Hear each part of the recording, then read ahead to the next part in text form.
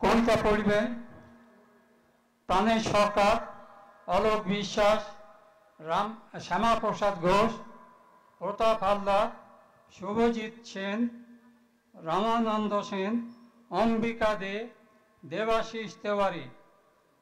দেবাশিস তেওয়ারি এসছেন, ইত্তিক চক্রবর্তী, নিলয় নন্দী, শ্যামল দেবনাথ, সুব্রত চক্রবর্তী, বর্ণালী কোলে, বর্ণময় বাড়ুই। কবিতা পড়বেন শিবরা বিশ্বাস, গল্প দুজন পড়বেন শান্তনু দাস, বাপ্পাদিত্য বিশ্বাস। কবিতা পাঠের আগে আমাদের প্রারম্ভিক অনুষ্ঠানে সঙ্গীত দিয়ে শুরু হবে। সঙ্গীত পরিবেশনা করবেন প্রত্যাশা বিশ্বাস। আমাদের হলে যথেষ্ট জায়গা রয়েছেন, বাইরে যারা আছেন তারা যদি এই অনুষ্ঠানে অংশগ্রহণ করতে চান, যদি শুনতে চান, আপনারা চলে আসতে পারেন। এর পরবর্তী সময়ে আমাদের কবিতা এবং গল্প পাঠের পরে আর একটা আলোচনা সভা আছে। মূল যিনি বক্তা সভা মাননীয় নৃসিংহ প্রসাদ ভাদুড়ী, সাহিত্যিক। তার সঙ্গে আলোচনায় থাকবেন অনির্বাণ ভট্টাচার্য, সুব্রত পাল, দীপাঞ্জন দে, ডক্টর আত্রি সিদ্ধান্ত এবং দেবাশিস বন্দ্যোপাধ্যায়। আমি প্রত্যাশা বিশ্বাসকে অনুরোধ করব তিনি সঙ্গীত পরিবেশনার জন্য মঞ্চে চলে আসুন।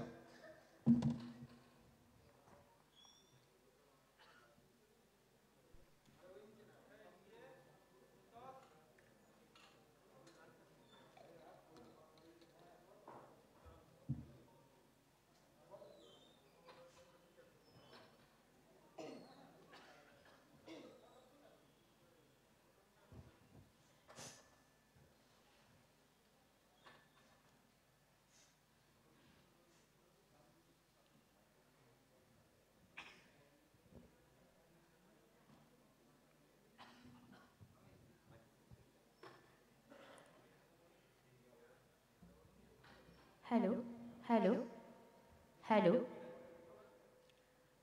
ঠিক আছে। Hello hello,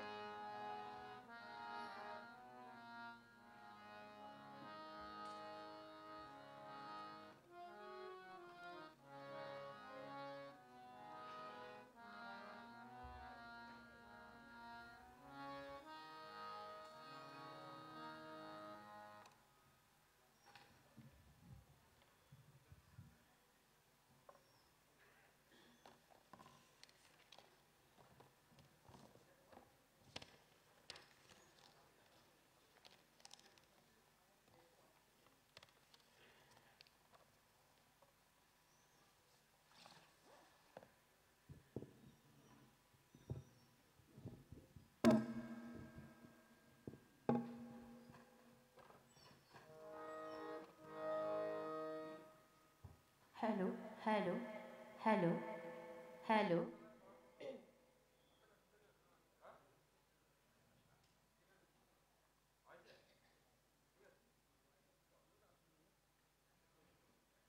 hello hello hello hello hello hello hello, আমি একটু কম শুনতে পাচ্ছি। Hello hello hello hello hello hello hello hello hello,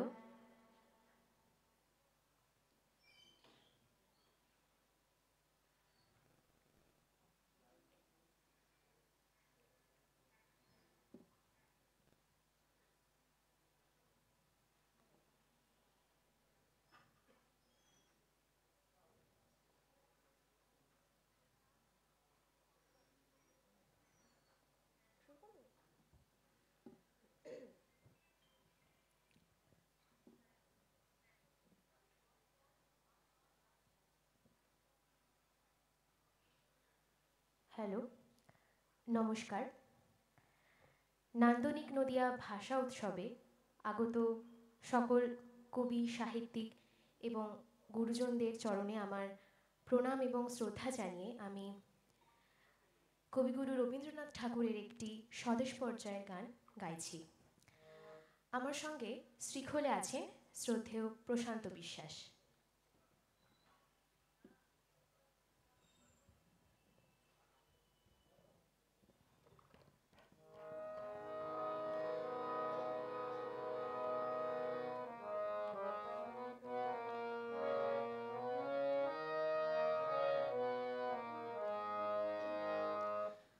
ও আমার দেশের মাটি, তোমার পরে ঠেকাই মাথা।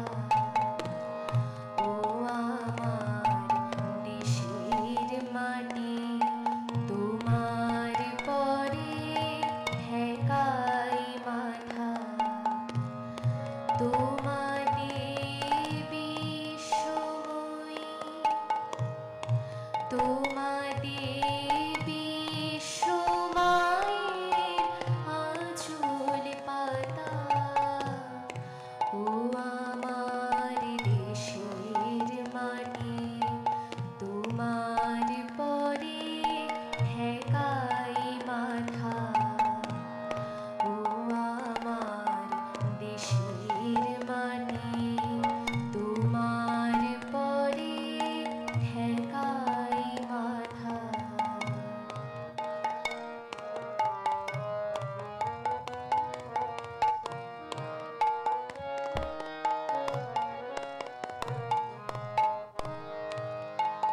তুমি মিশেছো মোর দেহের সনে, তুমি মিলেছো মোর প্রাণে মনে।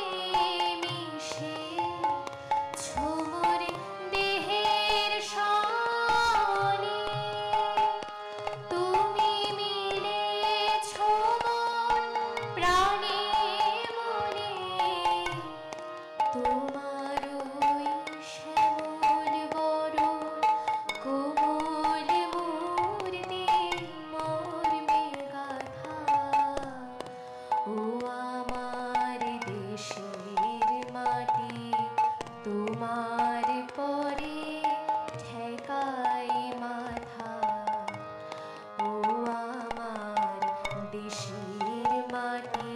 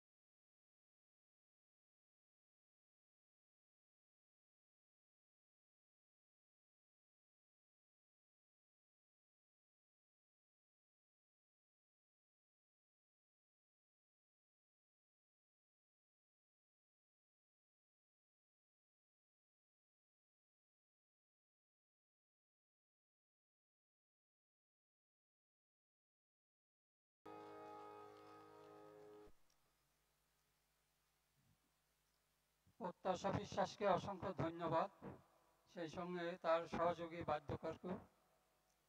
সুরলিত কণ্ঠে আমাদের মুগ্ধ করেছে তার গান। এর পরে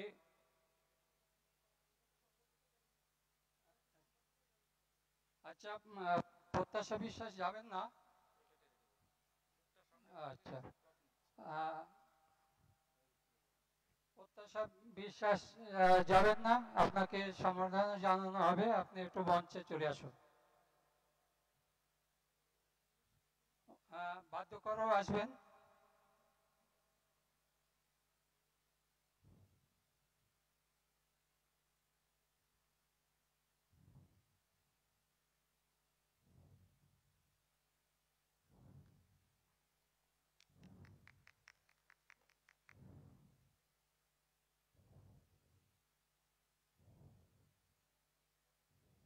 বাদ্যকর আসবেন এখানে।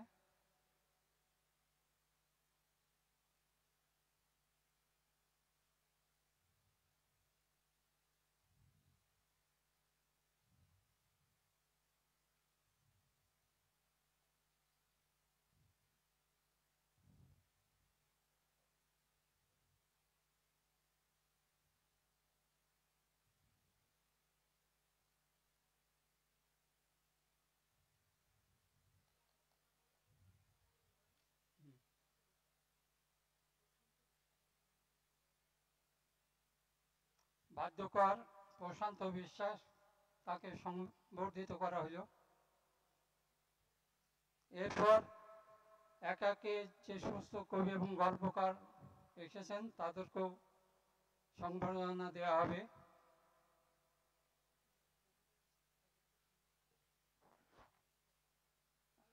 কবি এবং গল্পকার যারা আছেন তাদেরকেও সংবর্ধনা জানানো হবে।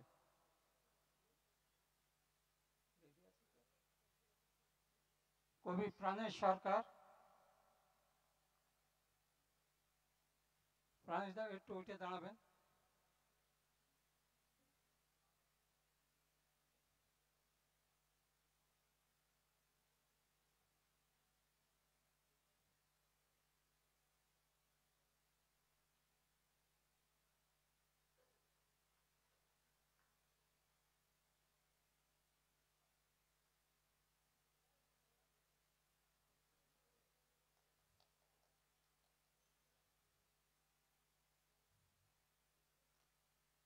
এরপর কবি অলোক বিশ্বাস।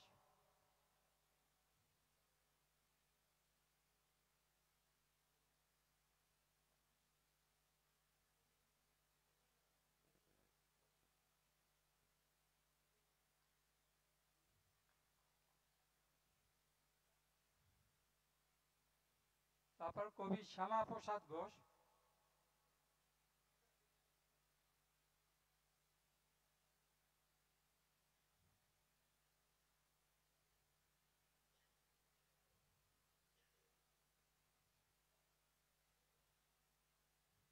কবি শ্যামা প্রসাদ ঘোষ।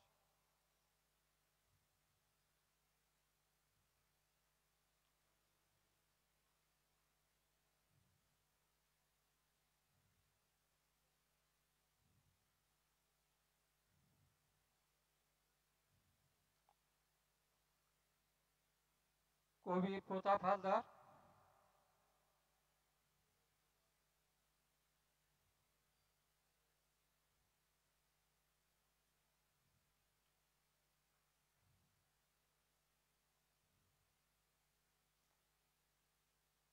কবি শুভজিৎ সেন।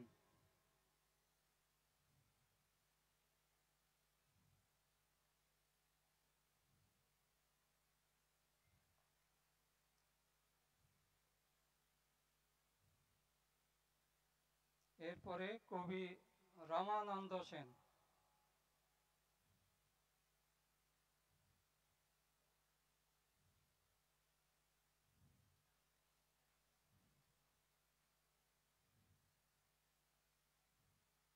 কবি অম্বিকা দে আসবেন।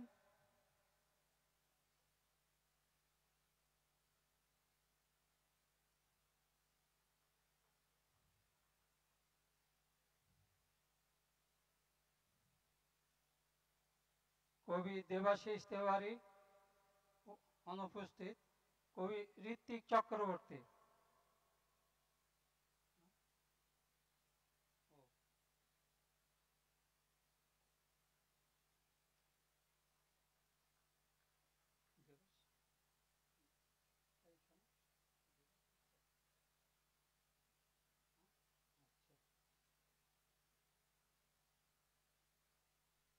কবি ঋত্বিক চক্রবর্তী।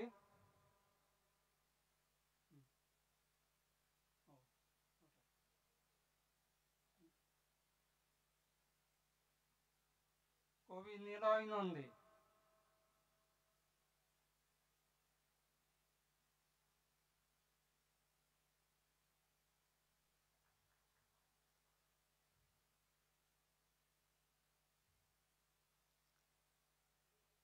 কবি শ্যামল দেবনাথ।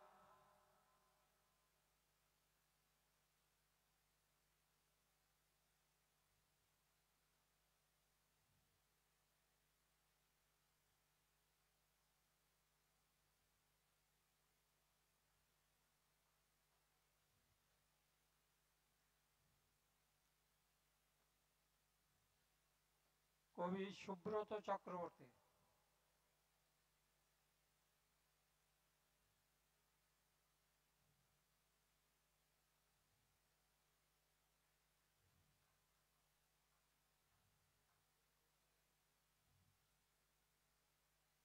কবি বর্ণালী কোলে।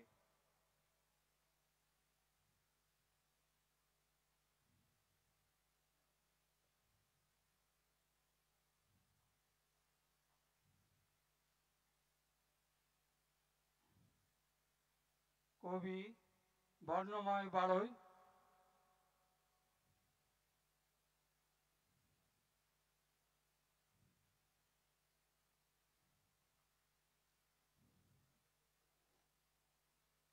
কবি সঞ্জীব চক্রবর্তী।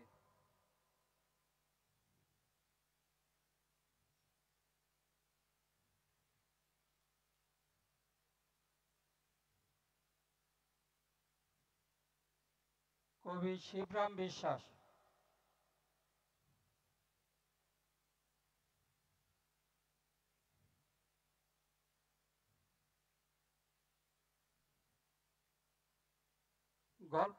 গল্পকার শান্তনু দাস।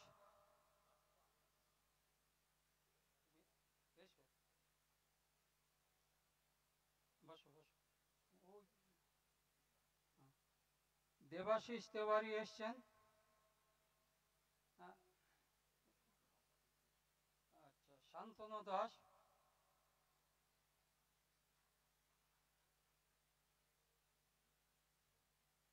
দেবাশিস তেওয়ারি।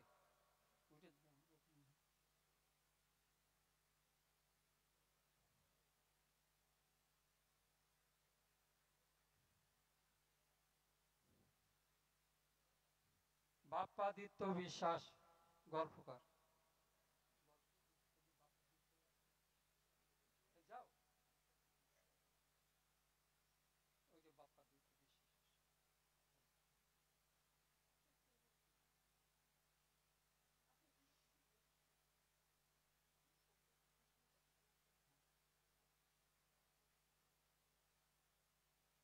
আমাদের কবিতা পাঠ শুরু হবে।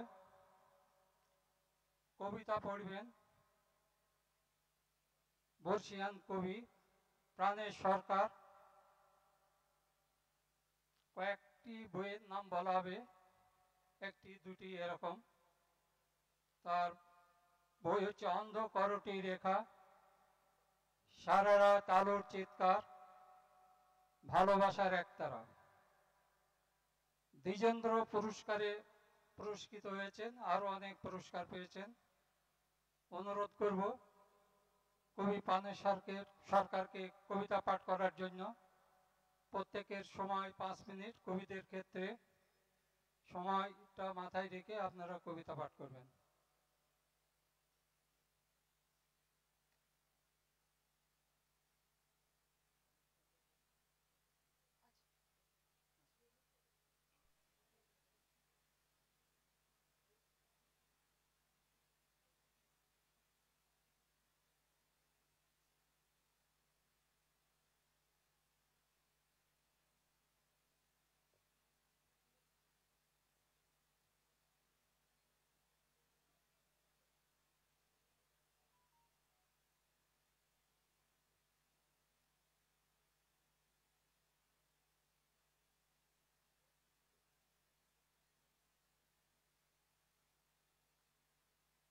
সকলকে নমস্কার, বড়দিনের শুভেচ্ছা। কবিতা পড়ছি। সম্প্রতি জঙ্গলমহলে গিয়েছিলাম ও ঘাটশিলায়, তার অভিজ্ঞতাতে কিছু লেখা হয়েছে, সেখান থেকে পড়ছি। সকালে ঘাটশিলায় ওদের দেশে যাকে ফল বলে তা আমি দেখেছি মধ্য মহেশ্বরের সুগভীর অরণ্য পথে। ঝরাপাতা স্তূপে প্রায় হাঁটু পর্যন্ত পা ডুবে যাচ্ছিল, কিন্তু আজ সকালে এই ঘাটশিলায় কোনো ঝরা পাতা নয়, আমি একটা সাদা কাগজ কুড়িয়ে পেয়েছি। আর সেই কাগজে লিখে চলেছি যা আমার মনে আসে। মনে কি আসতে পারে, কি আসতে পারে, এইসব নিয়ে ভেবে যাচ্ছি একটা বোল্ডারে বসে সুবর্ণ রেখার ধারে। আমার মাথার উপর দিয়ে এক ঝাঁক লালমুনিয়া উড়ে গেল। উড়ে গিয়ে গাছের ডালে বসলো এক ঝাঁক শামুক খোল। পাটার উপর কাপড় কাচতে কাচতে এক আদিবাসী রমণী হাঁক পেরে ছেলেকে ডাকছে, হেই গেনুয়া।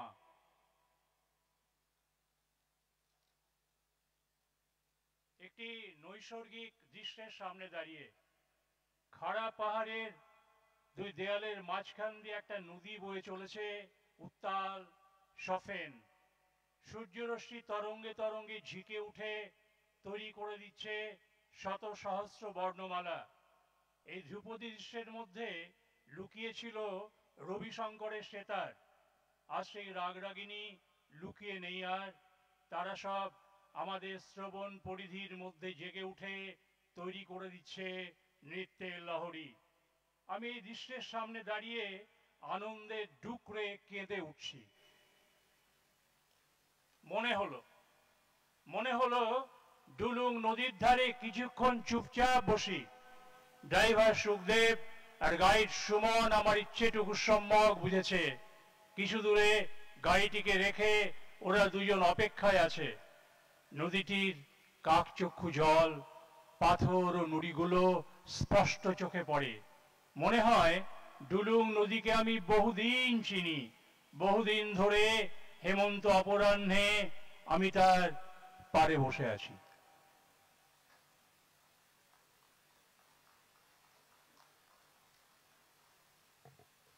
ধন্যবাদ কবি প্রাণেশ সরকারকে।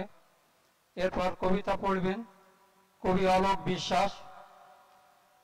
তার কয়েকটা বইয়ের নাম, তাবু কেন, এমন একাকী, ভুতুড়ে বাদু ও দেয়াল ঘড়ির পেন্ডুলাম।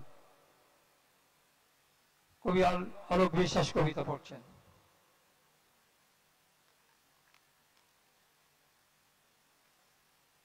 আচ্ছা, আমি খুব সম্মানিত এই ভাষা, এই যে ভাষা উৎসব, এটা খুব সম্মানের ব্যাপার। এরকম একটা ইম্পেকেবল একটা এত সুন্দর অর্গানাইজেশন, এরকম আমি পড়িনি কখনো আগে। এটা খুব শিহরিত হচ্ছে আর কি। আমি তিনটে কবিতা পড়ছি।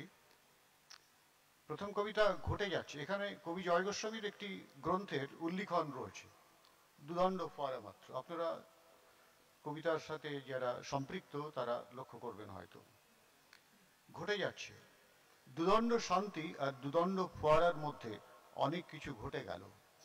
ঈশ্বরগুপ্ত সেতুর নিচ দিয়ে অনেক জল গড়িয়ে গেল। গত 60 বছরে দুই বাংলায় কমপক্ষে 60টি নদী মজে গেল। আর জানালায় নীল খামের পরিবর্তে প্রতিটি ঘরই নীল হয়ে উঠল। ভদ্রেশ্বর মহাজনের জলায় শেষ কবে ডাহুক দেখেছিলাম মনে পড়ে না। কালকাসুন্দি আশাওড়া দেখিনি তো প্রায় 30 বছর হবে। আমার জানালার সামনে নিঃসঙ্গ প্রহরীর মতো দাঁড়িয়ে থাকা প্রাচীন শিরীষ গাছটা কেটে নেবার পর পৃথিবীর থেকে চাঁদের দূরত্ব অনেক বেড়ে গেছে। সারা রাত ট্রাক থেকে ইট নামানোর শব্দ, সদ্য লাইসেন্স প্রাপ্ত বিদেশি মদের দোকান থেকে টলতে টলতে ঘরে ফেরা জম্বিদের পায়ের শব্দ আর মনোলগ শুনি। দুদণ্ড শান্তি আর দুদণ্ড ফোয়ারার মধ্যে অনেক কিছুই ঘটে যাচ্ছে। দ্বিতীয় কবিতা সান্ধ্য ভ্রমণ। দৃশ্যপট পাল্টে যাচ্ছে শব্দ, গন্ধ, আকাশের রং। সান্ধ্য ভ্রমণের পথে কত কিছু ছায়া ফেলছে সম্বিত প্রবাহে। ব্রিজের রেলিং এক মুক্তাঞ্চল, প্রাণবন্ত খিস্তিবাজ ছেলেদের হাতে। সেই ব্রিজ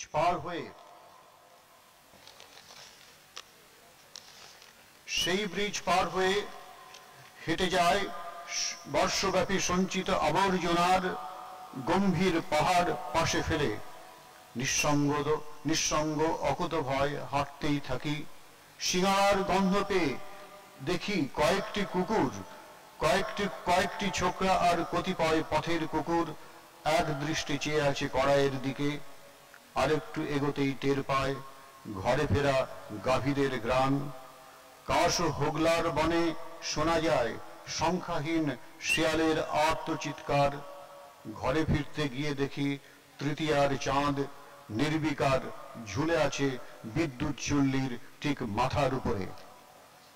আর শেষ কবিতা অসম্পূর্ণ। জীবনের প্রতিটি বাঁক এক একটি অসম্পূর্ণ গল্প, এক একটি অসম্পূর্ণ সংলাপ। রবীন্দ্রনাথ ফোটার আগে ফুল ঝরে যেতে দেখেছিলেন, আর কিছুই হারায় না বলে নিজেকে ও তার পাঠকদের সান্ত্বনা দিয়েছিলেন। আমার টালি ও মলিবাসের বেড়ার নতুন ঘর গৃহপ্রবেশের আগের দিন রাতে নদীতে ভেসে গিয়েছিল। এক যুগ পর কেনা 1.5 কেজি ইলিশ বিড়ালের পেটে যাওয়ায় আমার নিরক্ষর বিধবা নিরামিষাশী ঠাকুমা নাতি নাতনিদের জন্য অঝরে কেঁদেছিলেন। আমার জীবনের প্রথম আনকরা নতুন ট্রাউজার, সিধেল চোর কাঁসার বাসন ওর বাবার ভাঙা হারকিউলিস সাইকেল সাথে নিয়ে চম্পট দিয়েছিল। একদিন বিশ্ববিদ্যালয়ের দরজা থেকে ছেঁড়া হয় চপ্পল হাতে নিয়ে শেষবারের মতো শিয়ালদা স্টেশন থেকে ট্রেন ধরেছিলাম।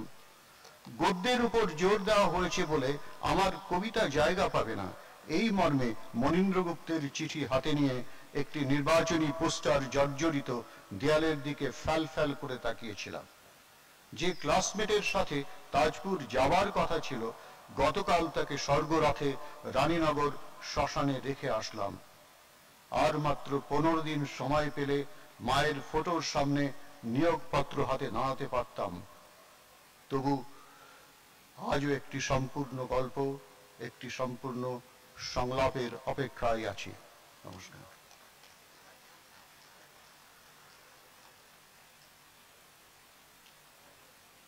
এরপর কবিতা পড়বেন কবি শ্যামাপ্রসাদ ঘোষ।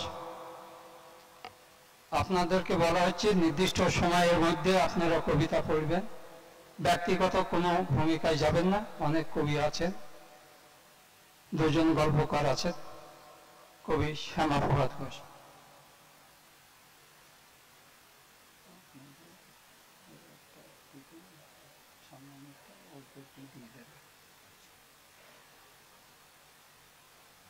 সমাবেত সারস্বত মণ্ডলী,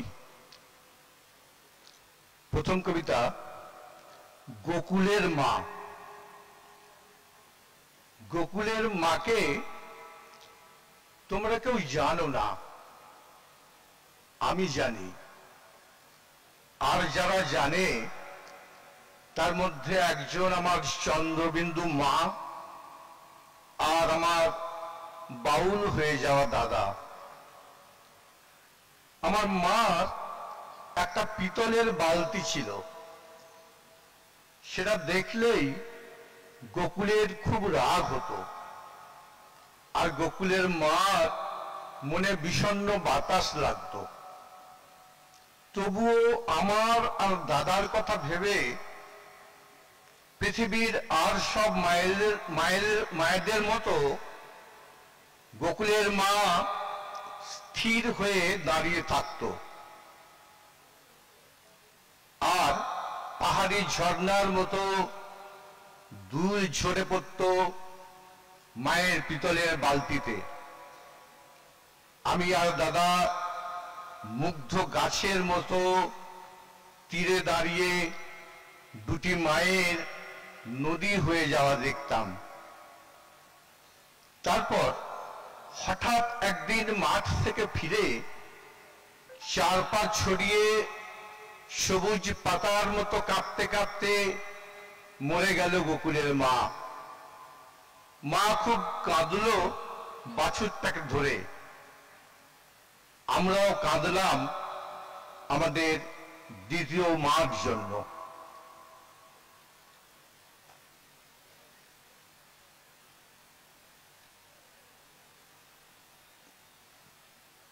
দ্বিতীয় কবিতা স্টার্লিং এর রূপকথা। সরি, আমি একটুখানি জল নিয়ে আসছি, আমার জিভটা জড়িয়ে যাচ্ছে।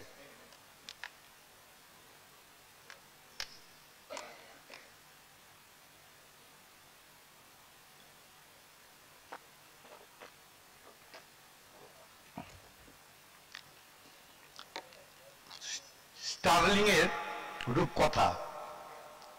ওক বীজ আর ম্যাপল পাতায় হেমন্ত ঘ্রাণ, কোনোটা হলুদ, কোনোটা বা লাল, নয়তো সোনালি।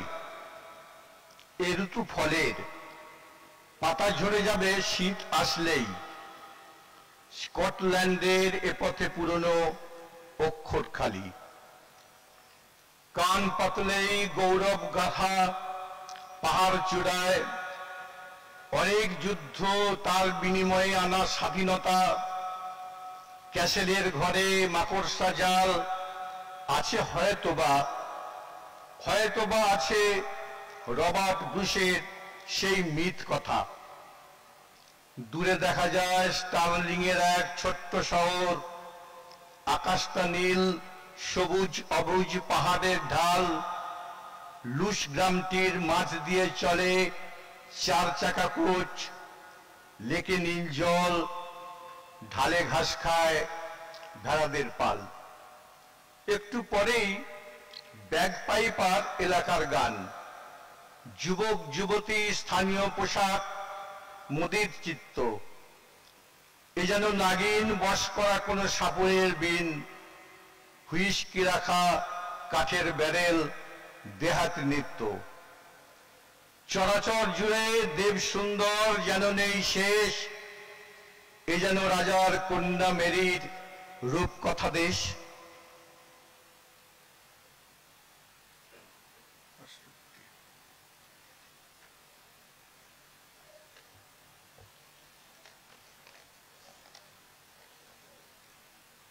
শেষ কবিতা ডুম।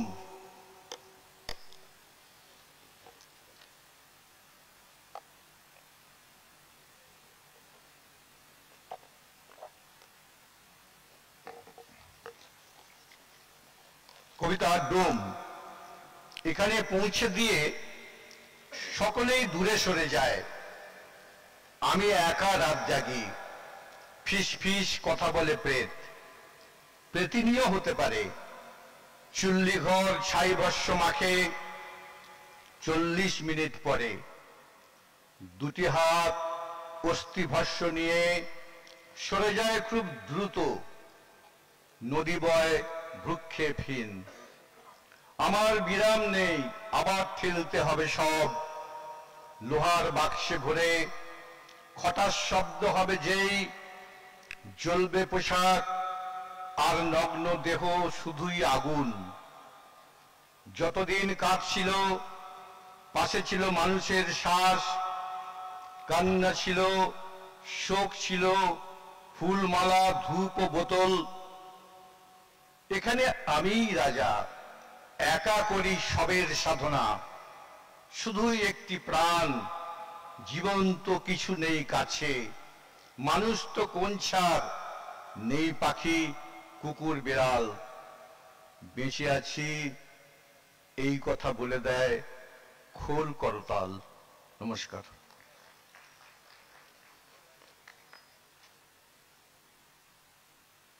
কবিতা পাঠ করলেন কবি শ্যামাপ্রভাত ঘোষ। তার দুটো বইয়ের নাম এখানে করা হচ্ছে, অনেক বই লিখেছেন। কাশফুলের বালিশ আর নদীর নাম বন্ধু। বেতার নাটকে সর্বভারতীয় পুরস্কারে পুরস্কৃত হয়েছেন। এরপর কবিতা পড়বেন কবি প্রতাপ হালদার। তার বইয়ের নাম দোয়া, প্রজাপতির পাখনার মন। কবি প্রতাপ হালদার।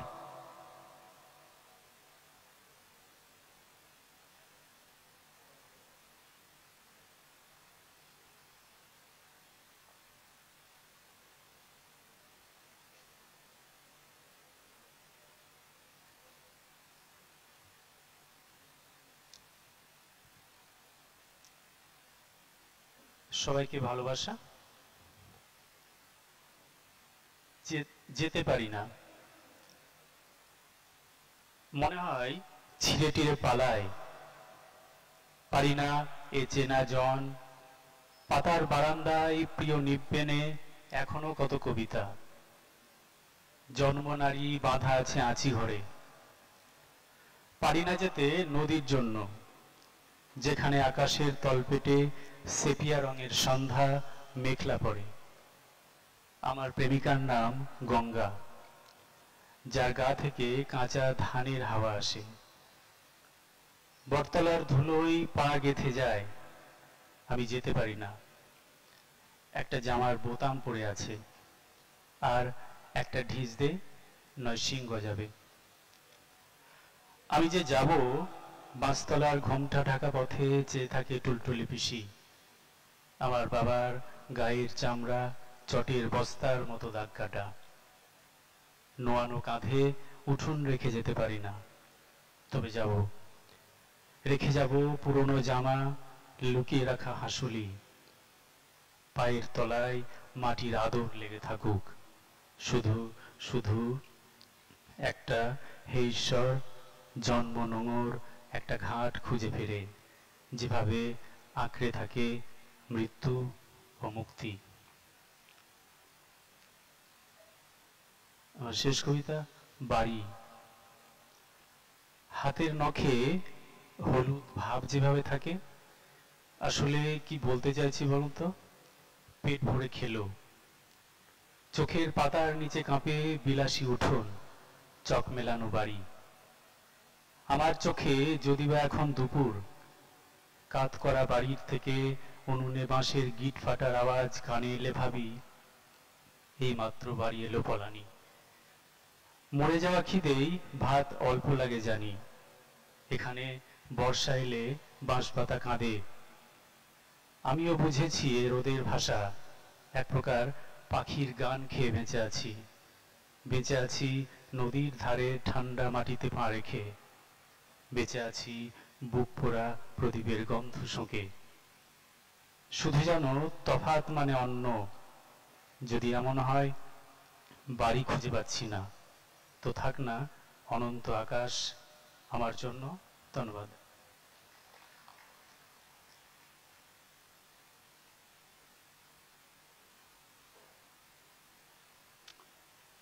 এবার কবিতা পড়বেন শুভজিৎ সেন।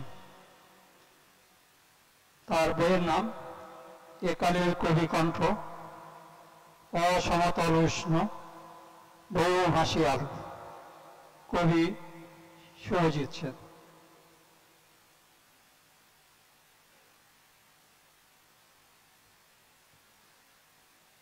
সকলকে শুভ ইচ্ছা জানাই।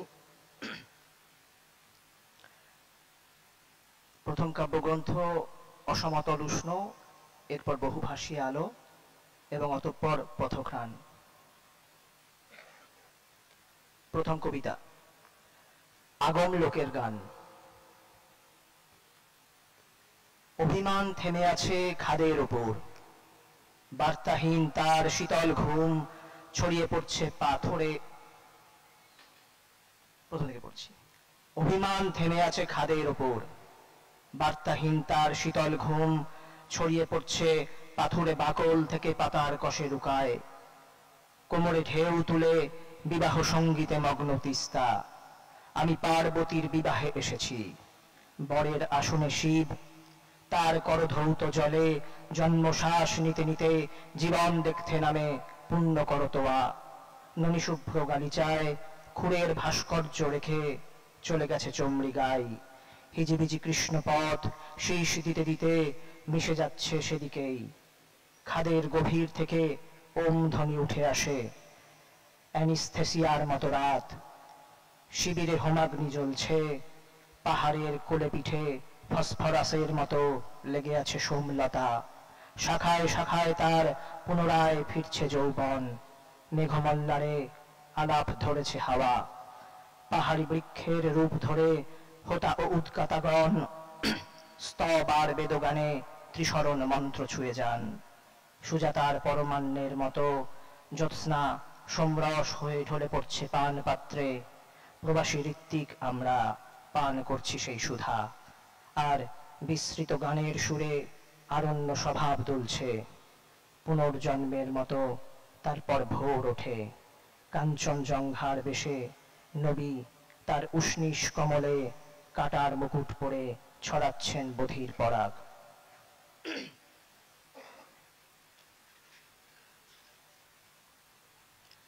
জীবনবাবুর হাট, এটা সেই ভেলকির হাট। আমাকে জীবনবাবু এখানেই নগ্ন ছেড়ে গেছেন। বাস্তবের টুপি থেকে পরাবাস্তবিক পায়রা উঠলে গড়িয়ে পড়ে এক ভিড় হাততালি, অবোধ বিশ্বাস। এবং আমিও হাতে পায়ে ভারসাম্যবিহীন চাকা। কতদূর সুতো ছাড়বো, কোন মহাসময়ে গুটবো, হাতে ধরে কে শেখাবে? আয়ত্তের ওপারে ঘন ঘন গোত্তা খাওয়ার দিকে চোখ যায়। থ দেওয়ার ভুলেই সংযোগ বিচ্ছিন্ন হয়ে যুগের হাওয়ায় ভবিতব্য ওড়ে। ঘুড়ি ওড়ানোর শিল্প এই হাটে কেউ কাউকে শেখায় না। শুধু অপহৃত লক্ষ্যের নিলামে পাল্টে যায় কপালের বর্ণ পরিচয়। পরিচিত গাধা চাঁদ খুলিয়ে গোটা একটা ডোবা খেয়ে ফেলে, আর এক জাহাজ যাত্রী নিয়ে ভুল সময়ে ডুবে যায় আমাদের আদর্শ নাবিক। এরপরও কুড়োর কল পিঠে উন্মুখ মানুষ। এ পথ আশ্চর্যভাবে লাটাইয়ের দিকে ছুটে যায়। এই যে জীবনবাবু কামডহরির পরে ব্রহ্মপুর খুঁজে পেয়েছেন। শেষ লেখা। সহধর্মিনী। বউ, আজ লাউ শাক রেধো, তিনে মিলে পেট ভরে পায়েস পায়েস গন্ধ খাবো। মেয়েকে জাগিয়ে রেখো, ভ্রমণ কাহিনী চড়ে অতঃপর যাওয়া যাবে হাওয়া বদলের দেশ পেলব নগর। তোমার চোখের ঘোরে ঘরের স্যাঁতস্যাঁতেপনা টের পাই, তবু উঠোন জড়িয়ে রাখা পোয়াতি কাঁঠাল গাছটা কাটতে পারি না। রিভুদের বাঁধানো উঠোনে অথই রোদ্দুর, ও বাড়ির বউ হলে তোমায় মানাতো বেশ। তোমার ছবির পাশে ভাঙা হ্যাঙ্গারের মতো একটা অন্তর মায়াবী পোশাক পরে আছে। একে অপরের জন্য কত দুরারোগ্য রাত বলো বউ জেগে কাটিয়েছি, তবু একটা ঘুম দুজনে ভাগ করে নিতে পারলাম কই। সকলকে ধন্যবাদ।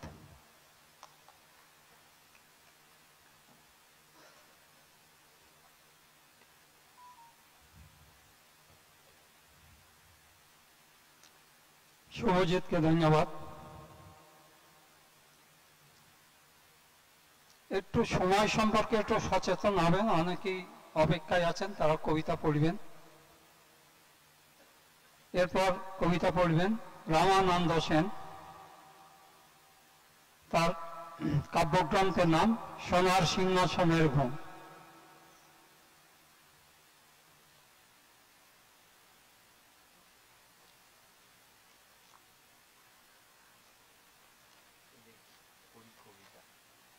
নমস্কার, কাজে নেই নাকি? নমস্কার নমস্কার। হ্যাঁ, আচ্ছা আচ্ছা। স্মৃতির সরীসৃপ নড়বড়ে বাঁশের সাঁকো পেরিয়ে পৌঁছতে চেয়েছি আম কাঁঠাল ঘেরা তোমার গ্রামে। বাঁশঝাড়ে জোনাকির খেলা, আবছা অন্ধকারে ছুঁয়ে আছে সরু মেঠো পথ। আজ তো পার্বণের দিন, গায়ে বসেছে মেলা। খড়ছাওয়া মাটির ঘর, উঠোন জুড়ে এঁকেছ আলপনা। ফুল লতা লক্ষ্মীর জোড়াপা। শীতের সাঁঝ নামে তুলসী তলায় জ্বেলেছ মাটির প্রদীপ। বিউলি ডালে মৌরি ফোড়নের সুবাস বাতাসে। কোথায় সেই গ্রাম, হারিয়ে যায় পথ, শুকনো পাতা স্তূপে পিছলে যায় স্মৃতির সরীসৃপ। আচ্ছা, 5 মিনিট তো হয়ে যাবে। এটা হচ্ছে বগটুই 2022। আগুনের উত্তাপে খুলি বিস্ফোরণ, শব্দ কি কর্ণগোচর হয়? উঠোনে বাঁধা গবাদি পশু, ঝলসানো লোমের গন্ধ আসে কি বদ্ধ নাসিকায়। দোষী নির্দোষ মহাকাব্যে যৌতুক গৃহে পড়েনি রাজবংশ, পুড়েছিল নিষাদ পরিবার। নারী শিশুর চিৎকার লাল মাটি গ্রামে, বন্ধ দরজা ভেদ করে শিক কাবাবের সুবাস দ্রবীভূত হয় বহমান ইতিহাসে। টকশোতে যতটুকু ক্রোধ জমে লঘু হয় সৌরভ জাদু আলো বিজ্ঞাপনে। আমার মনে 5 মিনিট হয়নি এখনো, আর একটা ছোট্ট কবিতা পড়ছি। গোলা বারুদ। পদ্ম যদি গোলা বারুদ হতো, কাগজে কাগজে স্তূপ পথ যেত ঢেকে। অগ্নি শুদ্ধি হতে কবিতা পড়াতে সাহস আনো, এই আধারে মশাল জেলে থাকতে হবে পথে। নমস্কার।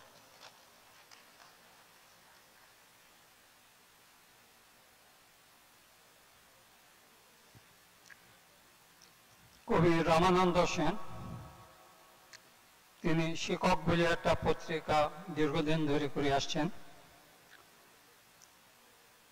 এরপর কবিতা পড়লেন কবি অম্বিকা দে, তার কাব্যগ্রন্থ প্রথম যেদিন বৃষ্টি নেমেছিল।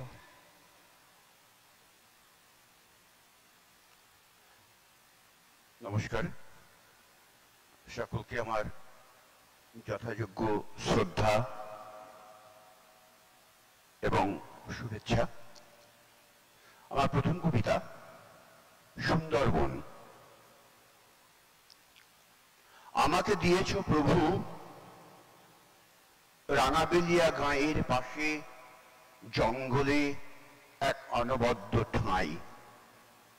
বিনোদ বেরার কবিতার মতো সুকোমল ঘাস পাতা খাই, আর হরিণীর সঙ্গে কিছু খুনসুটি করি। আচ্ছা, শাহরুখ খানের মতো বিপুল প্রতিভা বাপু আমারও কি নেই? এই দেখো আমার বাঁকানো শিং সমারোহ। কেউ কেউ আমার এমন অনিন্দ সুন্দর শিং গাছ তুলে নিয়ে গিয়ে বনসাই বানিয়ে বসবার ঘর সাজাতে চাই। কেউ কেউ আবার নিজের মাথাতেই গুঁজে নেবার অভিসন্ধি করে। জঙ্গলে অজানা ভয় নড়ে ওঠে, বাদা বনে ডোরা কাটা ভয় নড়ে ওঠে। চকিত হরিণ আমি প্রাণ ভয়ে ছুটি, লতা গুলমে জড়ায় আমার রাগ ও রাগিনী, জড়ায় আমার এই সামান্য বন্য জীবনের ছন্দ ধারণা। প্রত্যহ বাঘ আমার ঘাড় কামড়ে ধরবে বলে ওত পেতে থাকে। আমার কাব্যময়তা ছিঁড়ে খেতে চাই।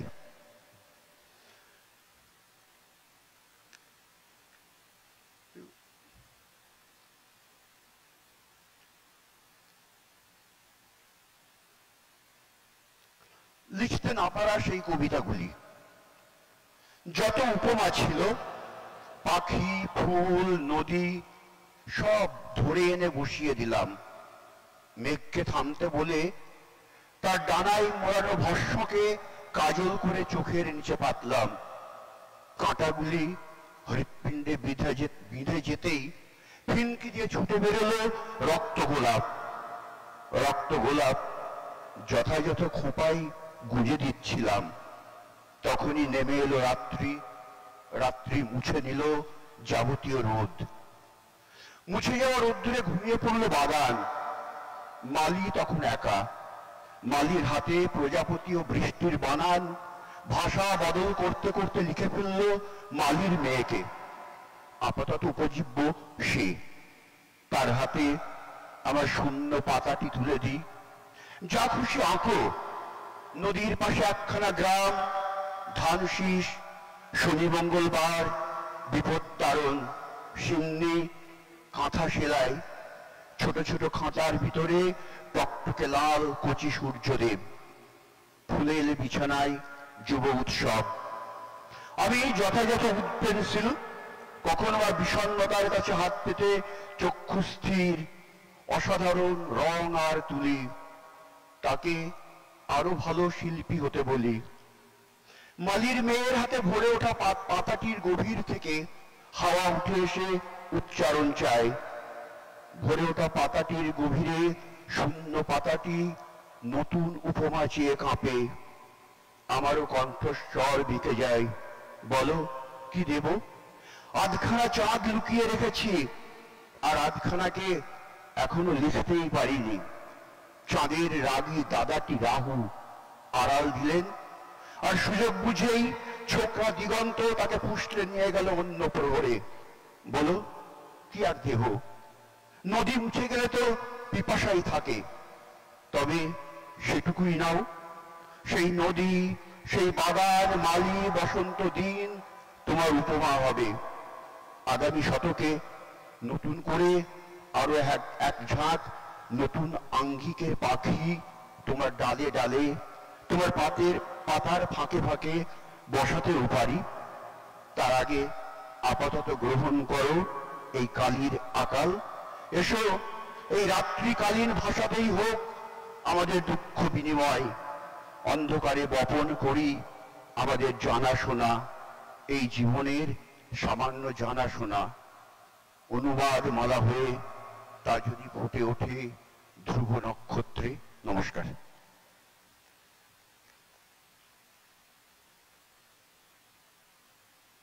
কবিতা পড়লেন অম্বিকা দে। এবার কবিতা পড়বেন দেবাশিস তেওয়ারি। তার কাব্যগ্রন্থের নাম পাখির মতো নিঃস্ব।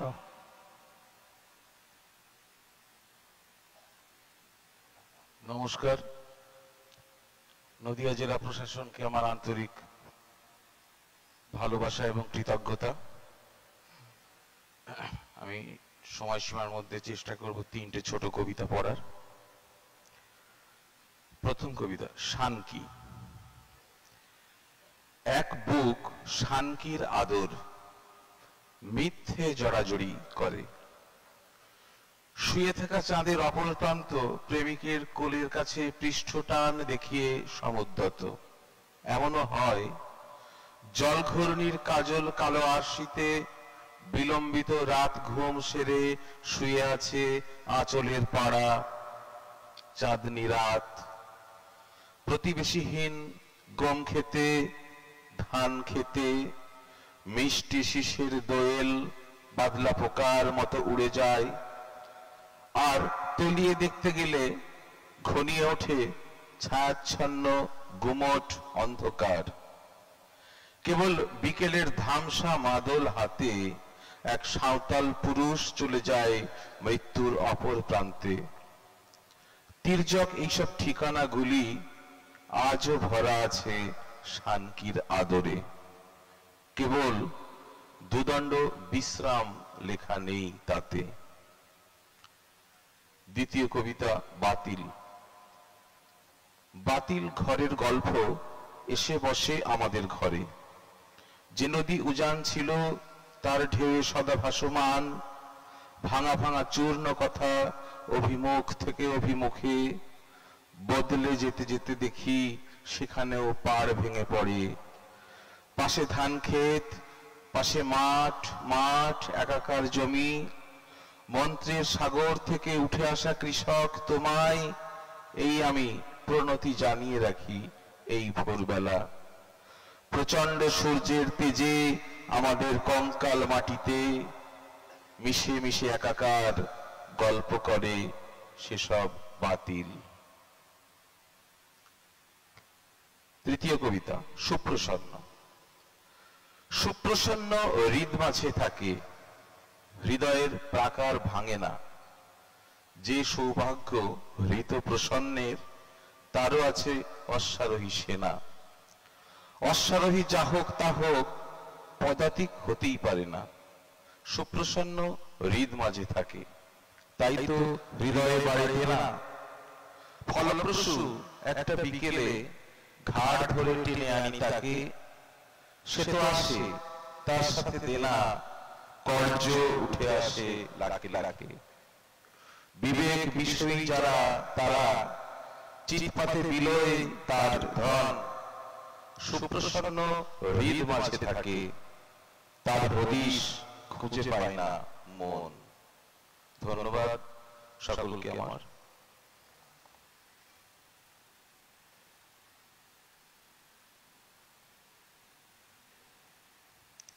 এরপর কবিতা পড়বেন ঋত্বিক চক্রবর্তী, তার কাব্যগ্রন্থের নাম অনচ্য জলের ছবি।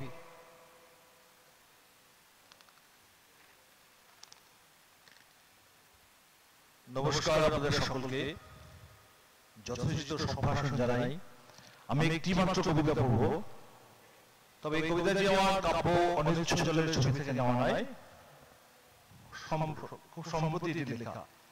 কবিতার নাম বিপন্ন জাহাজের যাত্রী। এবারের বড়দিনে তুমি টেক অফ করলে। কলকাতা থেকে ক্যালিফোর্নিয়া ঠিক কতটা পথ আমার জানা নেই। খয়েরি রঙের পৃষ্ঠার ভাঁজে চোখ রেখে জেনেছি ক্রিসমাস ট্রির মন খারাপ। হিমবাহে পুড়ে যাচ্ছে শীতের কবিতা ও সনের গুচ্ছ। আমরা এখন একটি জাহাজ, মাঝ সমুদ্র, নোনা জল, জলছবি, প্রত্যাশা ভঙ্গের যন্ত্রণা, মহাজাগতিক চেতনায় একটু একটু করে এগিয়ে চলেছে উদ্ধত নাগরিক মিছিল।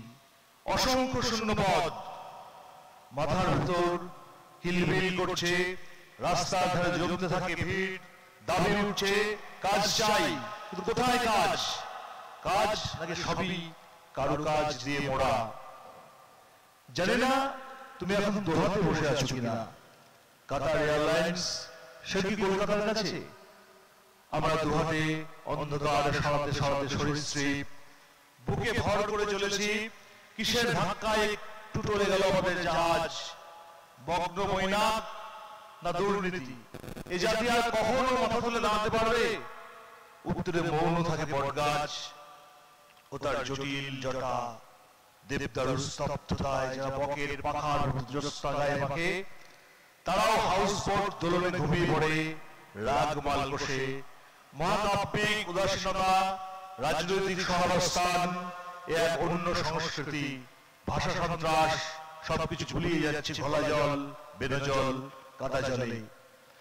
সুবিধের শীত ঘুমে সাধারণ জনতা। জোকারদের কথা লিখতে লিখতে কবি নিজেই কখন জোকার হয়ে যান। সমুদ্রের বিস্তার যদি হোক না কেন, তার তো একটা দিক থাকবেই। আমরা কোন দিকে চলেছি? ধ্রুবতারা ঢেকে আছে অস্পষ্ট কালো অন্ধকারে। কথা ছিল আমি স্বর্গের দিকে হাত তুললে তুমি জলের দিকে তাকাবে। জল রঙে লেখা হবে, জলজ রঙে লেখা হবে আমাদের জলীয় জীবন। মার্কিন বিমানে তুমি যতটা আকাশ পথ পেরিয়েছো, ঠিক তত সময় ধরে আমাদের জাহাজ ডুবছে, ডুবেই চলেছে। আমি ক্রমশ সরে যাচ্ছি মার্জিন থেকে, তাই রাজহাঁসের গান লিখছি, আঁকছি শেষ বেলাকার ছবি। হৃদয়ের ডানার শব্দহীন উচ্চারণে ভেসে উঠছে কয়লা কুঠির দেশের নাম কিংবা খুনের অমীমাংসিত বিচার। এভাবেই চলে বাকি পথ পাড়ি দেই, শুধু আগামী প্রজন্মকে প্রস্তুত করে যাই অন্য রকমের যুদ্ধের জন্য। আকাশ সমুদ্র মাটি থেকে উঠে আসুক প্রতিবাদ, প্রতিরোধের না হয়ে শেষ পথটুকু হোক প্রতিস্পর্ধার।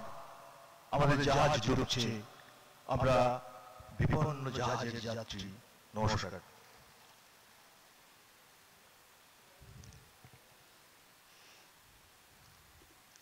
আমরা কোথাও কোথাও সময়টাকে অতিক্রম করে ফেলছে, আবার মাথায় ডাকার জন্য অনুরোধ করছি। এরপর কবিতা পড়বেন কবি নিলয় নন্দী। কবি নিলয় নন্দী কবিতা পড়ছে।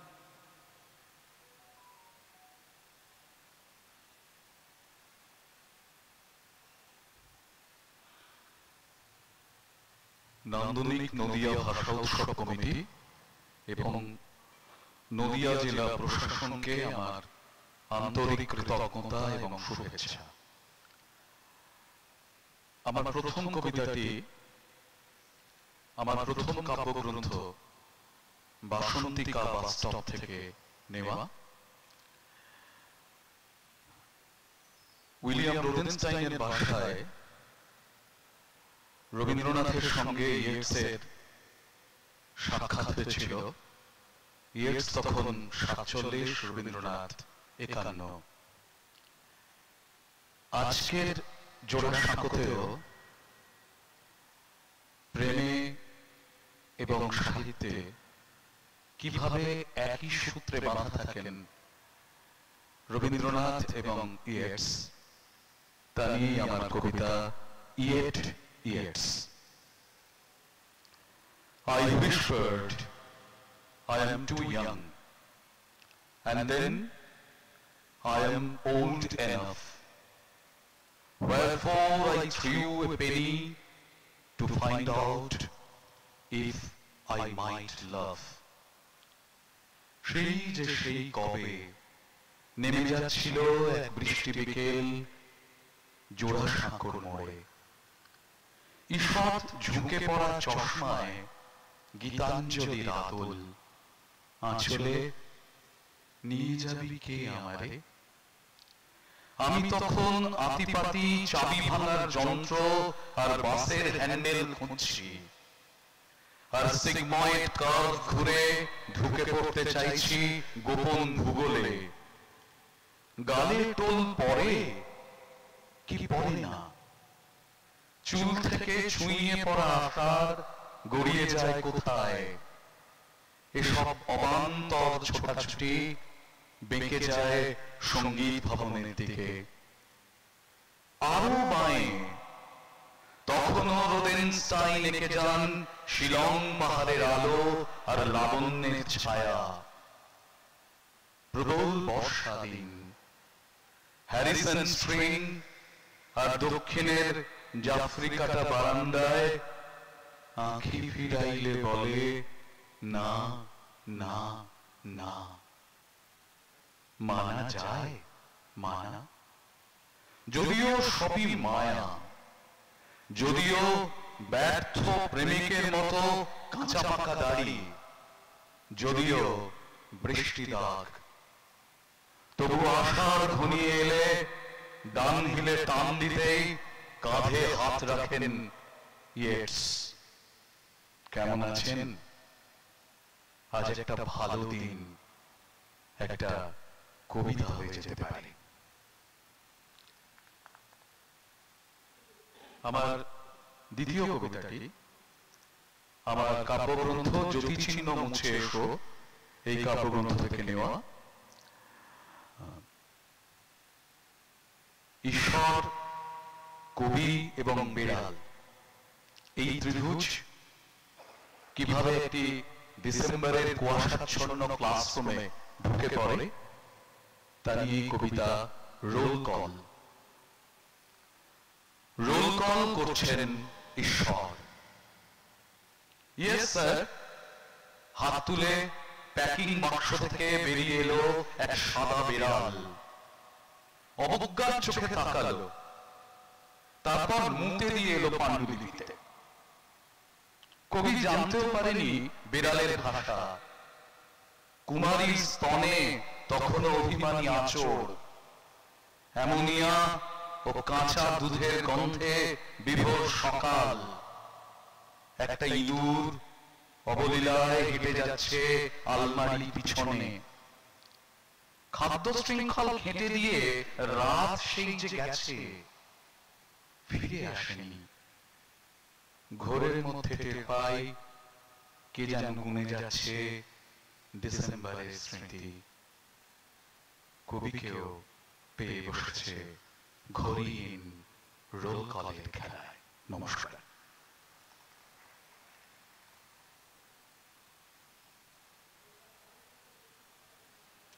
কবিতা পড়লেন কবি শ্যামল দেবনাথ, তার কাব্যগ্রন্থ প্রজাপতি বন্দর।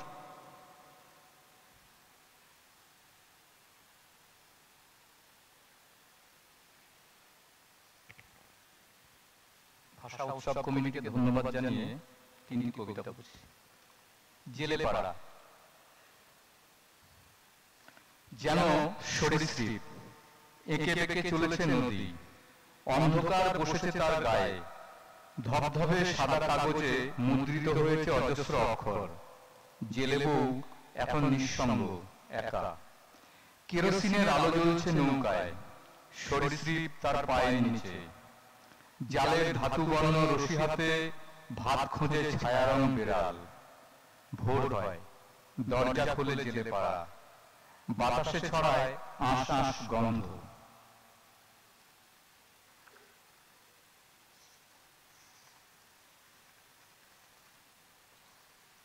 আকরিক দ্বিতীয় কবিতা।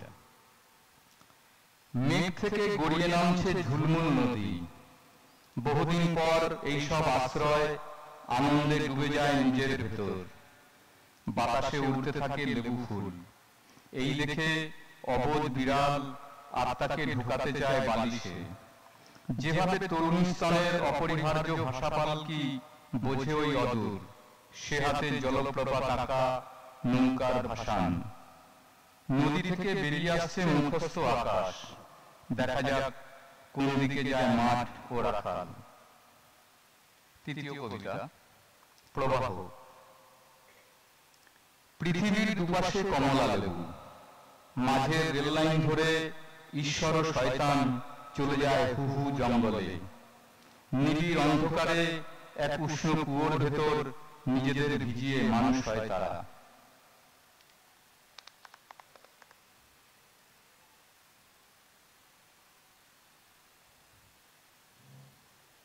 কবিতা পড়বেন শ্যামলদেব নাথ।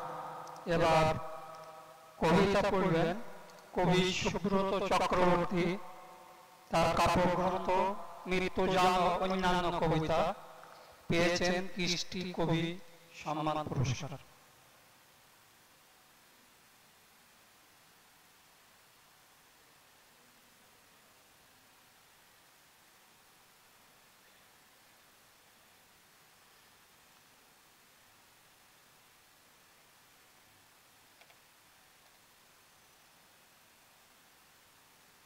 দুটো কবিতা পড়ব।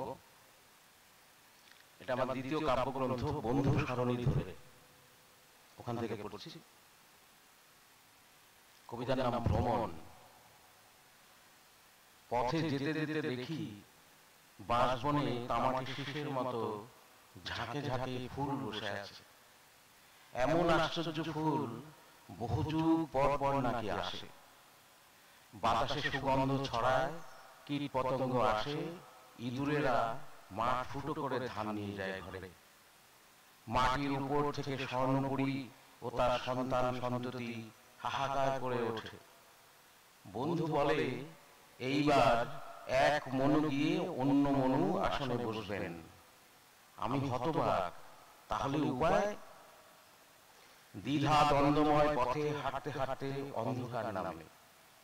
রাতের আকাশে আসে একটা দুটো নীল সাদা তারা, ধুমায়িত চাঁদ, বাতাসে শিশির।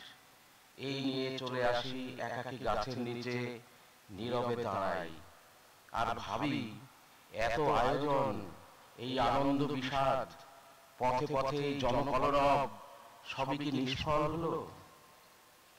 হঠাৎই পেঁচার ডাকে ঘুম ভেঙে যায়, হঠাৎই পেঁচার ডাকে ধ্যান ভেঙে যায়। ওপরে তাকিয়ে দেখি দুই জোড়া চোখ মেলে তাকিয়ে আছেন তারা, লক্ষ্মী নারায়ণ। আমরা প্রণাম করি, তারপর দ্রুত পা চালাই পরবর্তী ভ্রমণের দিকে।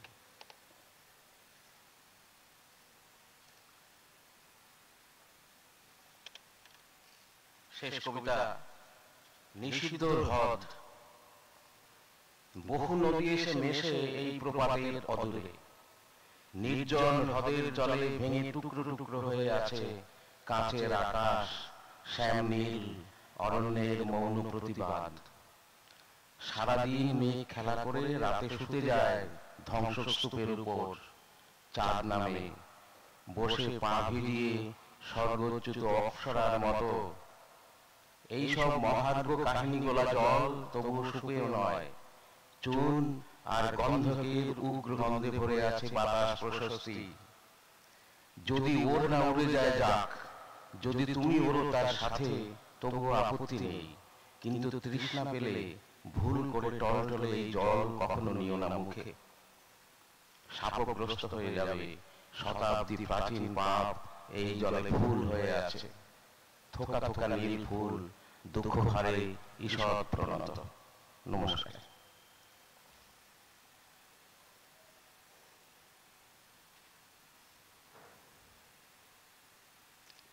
এরপর কবিতা পড়বে কবি বর্ণালী করে তার কাব্যগ্রন্থ জীবন এখন ডালির ছবি পুরস্কার পেয়েছেন গদ্য পদ্য প্রবন্ধ পুরস্কার।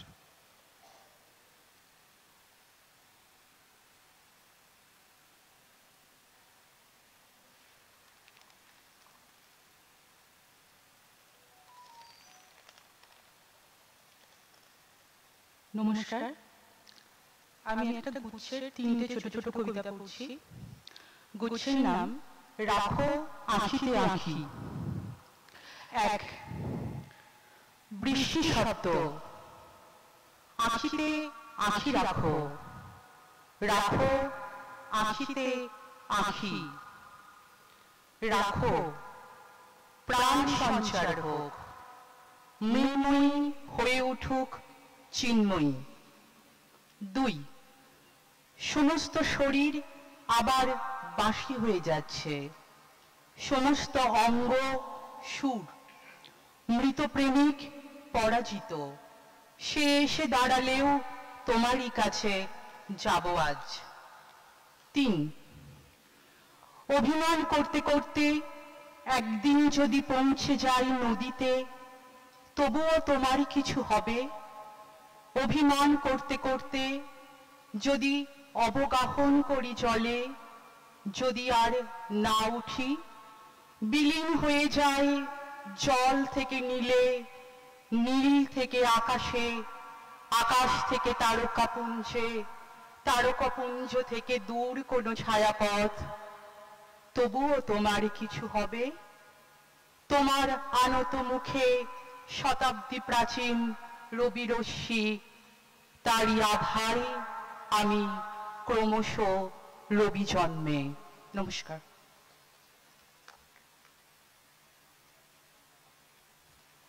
অনেক ধন্যবাদ কবি বর্ণালী কুলকে। এবার কবিতা পড়বেন বর্ণময় বারই। তার কাব্যগ্রন্থ গোলাপি ফুলের পালক, আর একটা না বলতে পারছে না।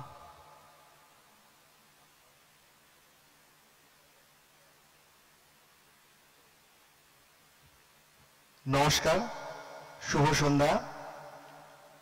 নান্দনিক নদিয়া ভাষা উৎসব কমিটিকে অনেক ধন্যবাদ এত সুন্দর আয়োজনে আমাকে আহ্বান করার জন্য। ছোট ছোট কয়েকটি কবিতা পড়ছি।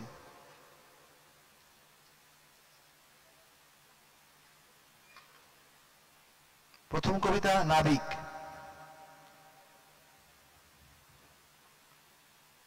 আমি দৈনন্দিন নাবিক, রাত গভীর করে ঘরে ফিরে এসে প্রত্যহ আবিষ্কার করি পৃথিবী সত্যি গোল। এই গোলের অনুপাতে একটা মস্ত বড় শূন্য আমার ঘরে এসে বাড়িয়ে চলেছে পরিধি। এতে নিজেকে ম্যাগেলান ভাবার কিছু নেই, তবু আবিষ্কার করছি এই মস্ত বড় সুখী পৃথিবীর প্রতিটা কাল্পনিক কোণ আদতেই মিথ্যে। একটা সময় শুরুর কাছে এসে যখন থমকে দাঁড়াবে শেষ, আমরা জানতে পারবো আমাদের নির্ভরযোগ্য জাহাজে গোপন ছিদ্রের আত্মনির্ভরতা। আমি দৈনন্দিন নাবিক, ঘরে ফিরে আসা ছাড়া আমার আর কোনো উপায় নেই বলেই আমি জেনে গেছি এই পৃথিবী গোল হলেও প্রতিটা মানুষ একটা গোপন কোণের কাছে এসে থেমে যায় শেষমেশ, যেখানে বিছানার সাথে সমকোণে দাঁড়িয়ে থাকে দেওয়াল। পরের কবিতা সেই দিন।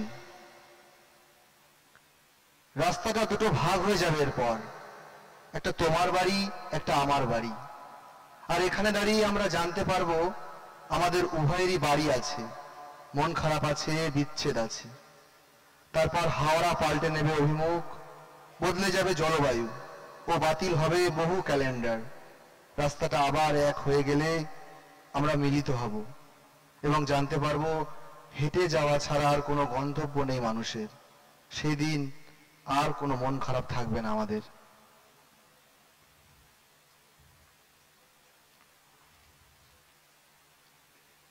একটি কবিতা পড়ছি যেটা আমি নিয়ে আসিনি, এখানে আমার একজন খুব শ্রদ্ধেয় কবি উনি বললেন পড়তে, আমি এটার জন্য প্রস্তুত হয়ে আসিনি, পড়ছি। দানব। কবিতার নাম দানব।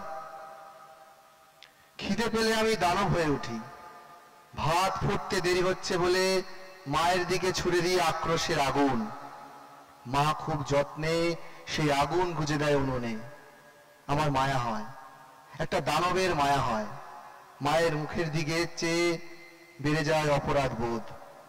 আমি আগুনের পিছু পিছু উনুনের ভিতর ঢুকে পড়ি এবং দেখতে পাই ঠান্ডা ছায়ের আড়ালে জ্বালানির অভাব নিয়ে বসে আছে বাবা।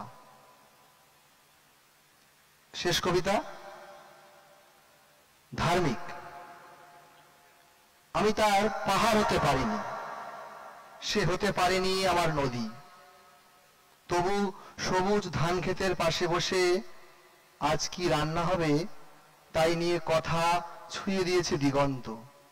ঘরে নুন নেই, শুনে নিয়েছে দুটি শালিক পাখি। শালিক আমাদের কেউ হতে পারেনি, তবু এক শালিক দেখলে দিন ভালো যায় না। আমরা মেনে নিয়েছি আজীবন। আমরা সহস্র প্রণাম সঞ্চয় করে রেখেছি জোড়া শালিকের জন্য। আমরা একে অপরের কিছুই হতে পারিনি, শুধু পাশাপাশি বসে থাকতে থাকতে জেনেছি সংসার পরম ধর্ম। আমরা আর কিছুই না, কেবল ধার্মিক হয়ে উঠেছি তারপর। ধন্যবাদ।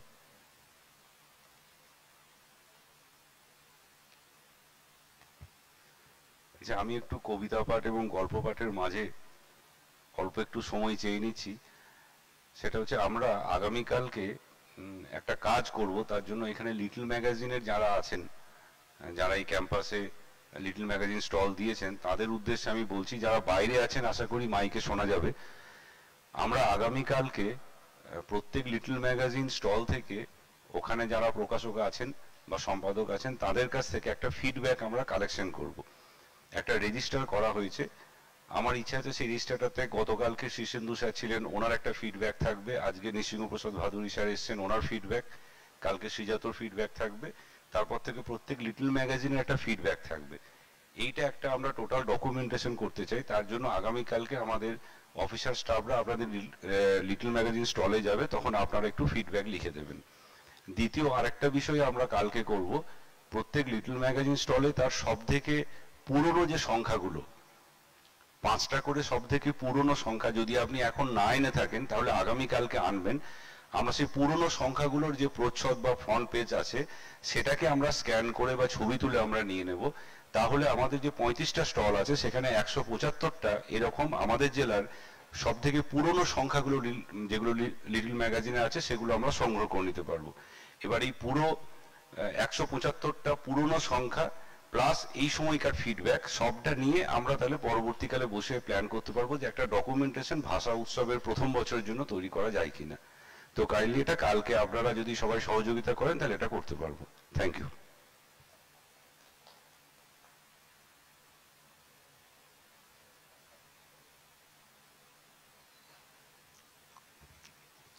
আমাদের আর দুজন কবি আছেন, দুজন গল্পকার আছেন। এরপর কবিতা পড়বেন সঞ্জীব চক্রবর্তী, তার কাব্যগ্রন্থ উত্থানের স্বর, সম্পাদিত পত্রিকা বার্তাবাহী।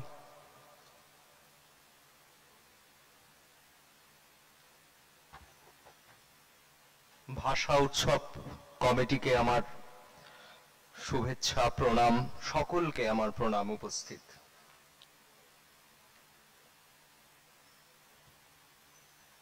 সুন্দর। আমার ছেলের কাছে আমি একটা ব্যাকরণ বই। এর সীমা আছে, আছে পৃষ্ঠা শেষ, কিন্তু ওর মা তো ওর কাছে ঠিক কবিতার মতো ব্যাখ্যাতীত। না বলা কথার অনুচ্চার আকম্পিত ভাবাবেগ, ওর কাছে মা একটা আবেগ। নির্বাক বিস্ময়ে দেখি নারীরা কেমন প্রজন্ম পার্থক্যে একই থাকে, অপার্থিব, অক্ষত, সুন্দর। ভারতবর্ষীয়। আরেকটু নিষ্ঠুর আপনি হতেই পারতেন। রুটির বুকের পরে রাখা ছিল নীরব তর্জনী। কেন তা উঠল না ভাবি, জুডাসের প্রতি। যদিও ইহুদি আপনি, ক্ষমা তিতিক্ষায় বারে বারে মনে হয় আপনি ভারতীয়। যে প্রেম নীলকণ্ঠ জানে, ক্রুশ আর পেরেকেও সেই প্রেম মুক্ত ছিল, কি পরম ভারতবর্ষীয়।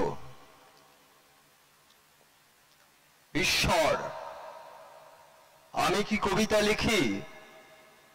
কে আমায় লেখায় কবিতা? উপলব্ধ সত্য থেকে উঠে আসে স্পষ্ট ভ্রুকুঞ্চন, নিষেধ নিবৃত্ত করে আপথে গমনে পরিত্রাতা। ধ্রুব অন্ধে আমি পাই আলোর বেণুর শিহরণ, তাকে ঈশ্বর বলি। অজ্ঞানতা থেকে তিনি এসে পরম সত্যের দিকে নিয়ে যান। বারে বারে বারে আমি তাকে প্রাণ দিই, চক্ষু দান করি ভালোবেসে। আমার সারথি তিনি, ঈশ্বরীর মতো এসে দাঁড়িয়ে দেখা দেন। আমি ক্ষুধার অপুষ্টতা নিয়ে ব্যথা, পূজার বেদনা নিয়ে অব্যক্ত গাথায় ব্যক্ত করি। শুনতে শুনতে ঈশ্বরের কান্না পেলেই নড়ে তার মাথা। সান্ত্বনা যোগাই বলি, কেন কাঁদছ? কেঁদো না ঈশ্বরী, আমার ঈশ্বর কিন্তু কেঁদে যান, কখনো থামে না।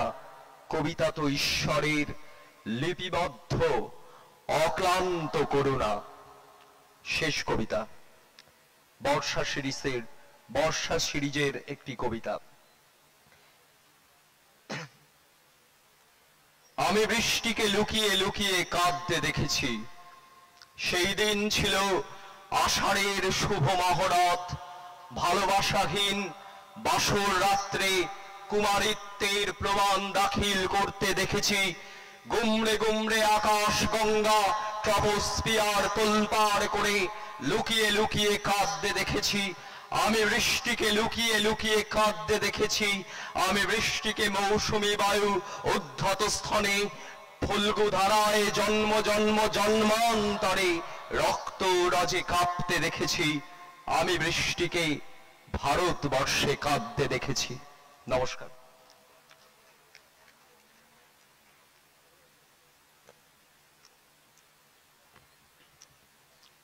ধন্যবাদ সঞ্জীব চক্রবর্তী। আমাদের শেষ কবিতা পড়বেন শিবরাম বিশ্বাস।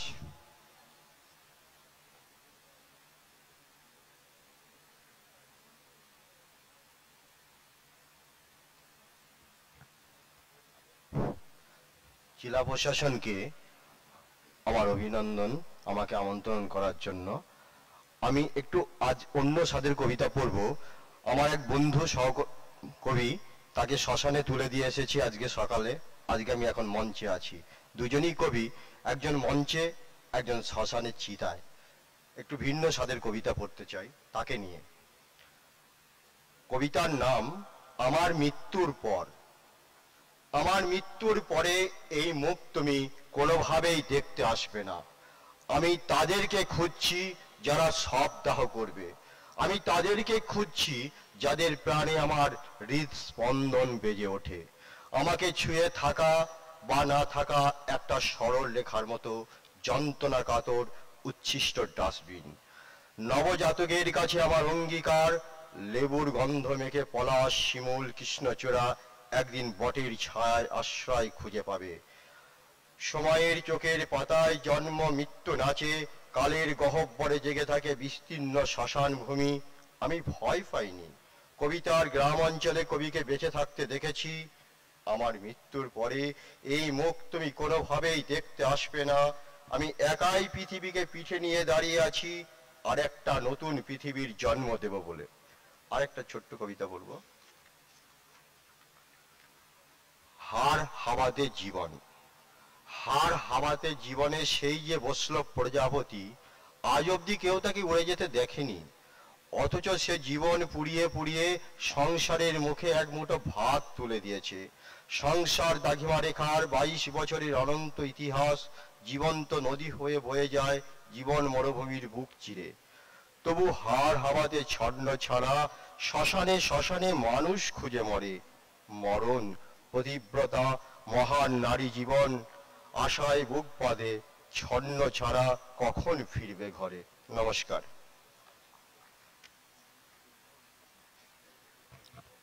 আমাদের কবিতা পাঠ পর্ব শেষ হইল। সঞ্চালনা করছিলাম, সঞ্চালক হিসাবে 2 লাইনের একটা নামহীন কবিতা আমি পাঠ করছি। মঞ্চে উঠতে হলেই নামতে হবে, যদি জানতাম নামতে হবে তাহলে মঞ্চে উঠতাম না কখনো। ধন্যবাদ। এরপর শুরু হচ্ছে গল্প পাঠ। গল্পকার শান্তনু দাস, গল্পের নাম নীলকাটার, সময় 7 মিনিট। এরপরে আমাদের অনুষ্ঠান আছে, শ্রদ্ধেয় নৃসিংহ প্রসাদ ভাদুড়ী তিনি অপেক্ষা করছেন তার অনুষ্ঠান শুরু করার। সময়ের মধ্যে যাতে এই গল্প পাঠ শেষ হয়, আমাকে এই অনুরোধ করতেই হচ্ছে। কেউ কিছু মনে করবেন না, কবিদের ক্ষেত্রেও একাধিকবার করেছি, কারণ সীমিত সময়। গল্প পাঠ শান্তনু দাস, নীলকাটার।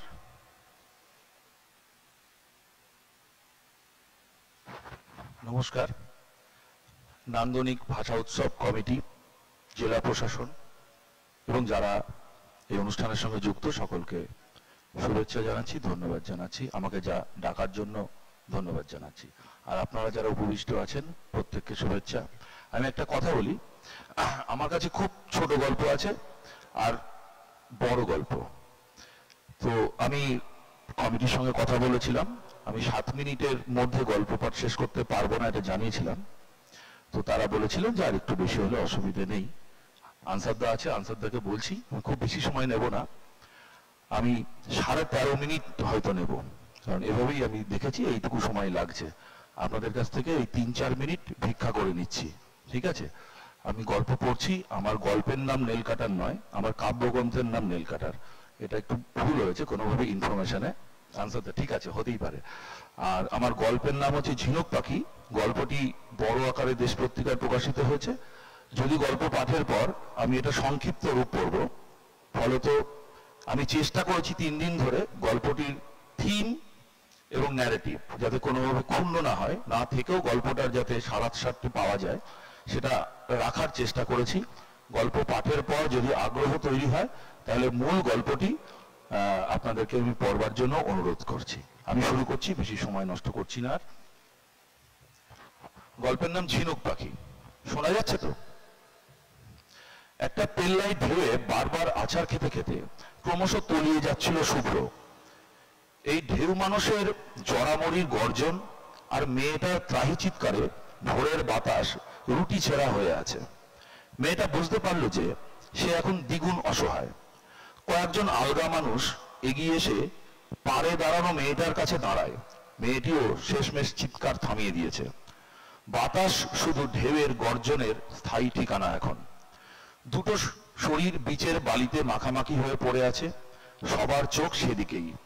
নলিয়া ছেলেটা শুভ্রর পেটে চাপ দিতেই ভক ভক করে ঘোলাতে জল বেরোতে লাগলো। বলল, বাঁচি জীব চিন্তা নহি। শুভ্র অবশ্য উঠে বসলো কিছুক্ষণের মধ্যেই। ডুবন্ত যে লোকটাকে বাঁচাতে শুভ্র ঝাঁপ দিয়েছিল তাকে দ্রুত হাসপাতালে নিয়ে যাওয়া হলো।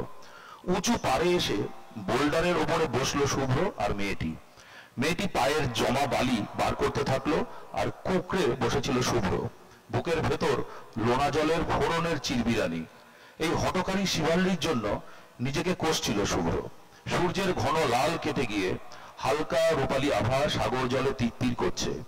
এর চেয়ে প্রাণময় আর কি আছে এই মুহূর্তে? এখনো একটি কথাও বলেনি মেয়েটি। ধ্যান ভাঙলো নলিয়া ছেলেটার ডাকে, বাবু মোড়ো টাকা দিও। বুঝতে অসুবিধা হলো না যে ছেলেটা টাকা চাইছে। আমার কাছে তো কোনো টাকা পয়সা এখন নেই, বলল শুভ্র। এতক্ষণে মেয়েটার কথা ফুটলো। বলল, অনেক ধন্যবাদ তোমাকে। তা কি নাম তোমার? রতন। কাছে খুব বেশি টাকা তো নেই, তা কত টাকা দেব? 100 টাকা নিব। জীবন বাঁচানোর দাম মাত্র 100।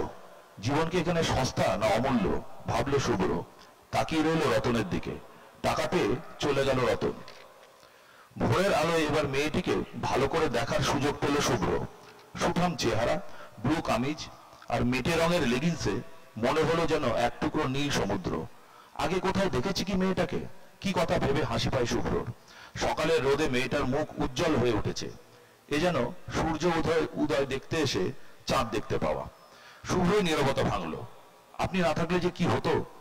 মেয়েটি কোনো উত্তর না করে হঠাৎ ধাঁ করে হাঁটা লাগালো। শুভ্র ভাবলো, বাহ, কিছু ভুল করলাম নাকি।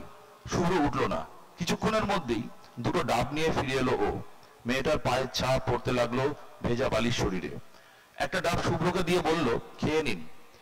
সাঁতার জানেন না তো লাফ মারলেন কেন দুম করে? এটা সাহস নয়, বোকামি। নিজেও হাবুডুবু খেলেন আর অন্যদেরও খাওয়ালেন। শুভ্র বলল না যে সে সাঁতার জানে। মেয়েরা বেপরোয়া আর একটু বোকাশোকা ছেলেদের প্রতি সহজেই দুর্বল হয়, সুতরাং চুপ করে রইল শুভ্র। আরে আপনার চিৎকারেই তো সানরাইজ দেখাটা আমার দফা গয়া হলো, একটু কোকিয়ে বলল শুভ্র। হঠাৎ লোকটাকে ডুবতে রেখে চিৎকার করে বাঁচানোর চেষ্টা করছিলাম, কিন্তু সব বোকার দল। আপনিও একই দলের। ছুঁড়ে পড়া মুখ করে বসে রইল শুভ্র। আচ্ছা, আমার চটি জোড়া দেখেছেন? নীল রঙের দেখেছেন? দোষ, বিচে আবার কেউ চটি পরে আসে নাকি? আমি চটি জুতো কিছু পরেই আসিনি।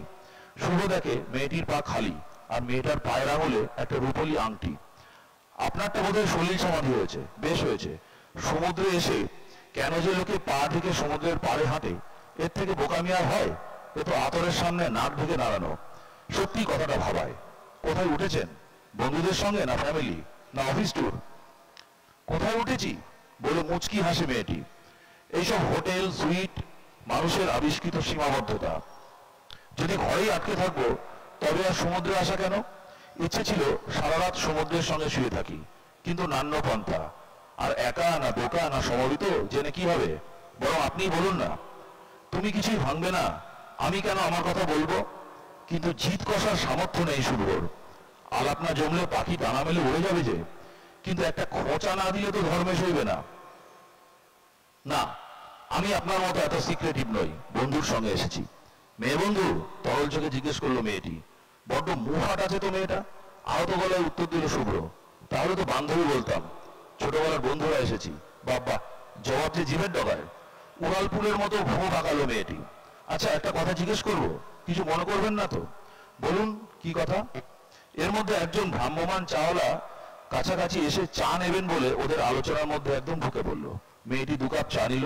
গরম চা পেয়েই শোষ টান দিল শুভ্র। আহ, চায়ের ভাপ লেগে মেয়েটার নাকের ডগায় সাদা ঘামের নোলক। আচ্ছা, কি জন্য জিজ্ঞেস করবেন বলছিলেন? কথায় ফিরল শুভ্র। বলবো, এই যে কৌতূহল জাগিয়ে থেমে গেলে কিন্তু ভালো হবে না বলে দিলাম। শুভ্রর গলায় আকুতি। আচ্ছা বলুন তো, বন্ধু কাকে বলে? মানে বন্ধু কে? শুভ্র নিশ্চিত জানতো চলতি কোনো পাতি উত্তর দিলে হবে না। না, কিছুই তো মাথায় আসছে না। হায় ভগবান, এটাই বুঝি প্রশ্ন ছিল আপনার? এবার মেয়েটা উঠে দাঁড়ালো, বলল, হ্যাঁ। শুনুন, হোটেল যেতে হবে, অনেক বেলা হলো। সন্ধ্যায় বেরোবেন তো? বিচেই থাকবো। কেমন আছেন জানার ইচ্ছে রইল। ফোন টোন আনিনি। আর হ্যাঁ, সন্ধ্যাবেলায় ফাঁকা পকেটে আসবেন না যেন। নুলিয়ার টাকাটা তখনই নেবো, ও তো আপনার প্রাণ বাঁচিয়েছে। সুতরাং একটু থেমে বলল, উত্তরটা না হয় তখনই শুনবো। যান, 12 ঘন্টা ভাবার মতন একটা দিলাম কিছু, সারাদিন কেটে যাবে হুশ করে। Very smart. ওভার স্মার্ট নয় তো। সবে সন্ধ্যে 6টা। সকাল 7টার সময় মেয়েটা বলেছিল 12 ঘন্টা সময় আছে। সুতরাং সন্ধ্যে 7টার ইঙ্গিত এখানে স্পষ্ট। রাস্তার দোকান থেকে মোমো অর্ডার করে উত্তরটা একবার আওড়ে নিল শুভ্র। উৎসবে বেসনে চৈব বন্ধু ভাস্করের লেখা চিরকুট বার করে আরেকবার পড়ে নিল শুভ্র। একটা গরম মোমো জিভের উপর নিয়ে খানিকক্ষণ লাফদড়ি খেলিয়ে পোষ বানিয়ে নিল ও। বিচে এসে দাঁড়ালো শুভ্র। জলে তখন চাঁদের সোনালি আঁশ। কিন্তু কোথায় সেই মেয়ে? দক্ষিণ মুখে হাঁটতে থাকলো শুভ্র, যেদিকে ভিড় ক্রমশ পাতলা। কোমরের কাছে হঠাৎ কে যেন ওর জামা ধরে টানলো। ফ্রক পরা একটা বাচ্চা মেয়ে। আঙুল তুলে কোথাও ইশারা করলো। শুভ্র সেদিকে তাকিয়ে দেখলো কিছুটা দূরে সেই মেয়েটি বসে আছে। মেয়েটি হাত নেড়ে ডাকলো শুভ্রকে। টি শার্টের বাটনটা আটকে নিয়ে এগিয়ে গেল শুভ্র। পরনে ব্লু জিন্স আর বৃন্দাবনী টপ। খপার ধম্মিল্য পেরিয়ে ওর চুলের ঝর্ণা ঘাড়ে পিঠে। কথা না বলে পাশে বসতে ইশারা করলো। শুভ্র বসলো। মেয়েটার হাতে সিগারেট, পাশে রাখা সরু নীল বোতলটা এগিয়ে ধরলো ও। চলবে? কোনো উত্তর না করে ঠান্ডা পানীয় গলায় ঢাললো শুভ্র। বুক ভরা প্রশান্তি। এখনো ওর পা খালি। পায়ের তর্জনীতে সেই আংটিটা। ওর সঙ্গে আংটিটাকে খাপ খাওয়াতে পারে না শুভ্র। মেয়েটা গল গল করে সিগারেটের ধোঁয়া ছাড়ছে। ওই আংটির ব্যাপারে কৌতূহলটা রয়ে গেল। সিগারেট থেকে সিগারেট ধরিয়ে শুভ্রকে দিল মেয়েটি। একটা মিষ্টি মেয়েলি গন্ধ নোংর ফেললো নাকে। ইচ্ছে করছিল এই গন্ধটাই ছড়িয়ে থাকুক আর একটুক্ষণ। কিন্তু সিগারেটের কটু গন্ধে সেই গন্ধ কুসুম মুছে গেল নিমেষে। সারাটা আকাশে আজ চাঁদ আর তারার উদ্বাহ বন্ধন। মেয়েটাকে মনে হচ্ছিল যেন জ্যোৎস্না দিয়ে গড়া। পয়সা এনেছেন নাকি পকেট খালি? নীরবতা ভাঙলো মেয়েটি।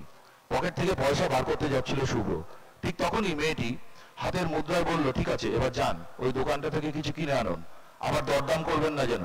কিছুটা দূরে একটা ছোট্ট নিবু নিবু দোকান, খদ্দের শূন্য। অগত্যা শুভ্র উঠে গেল।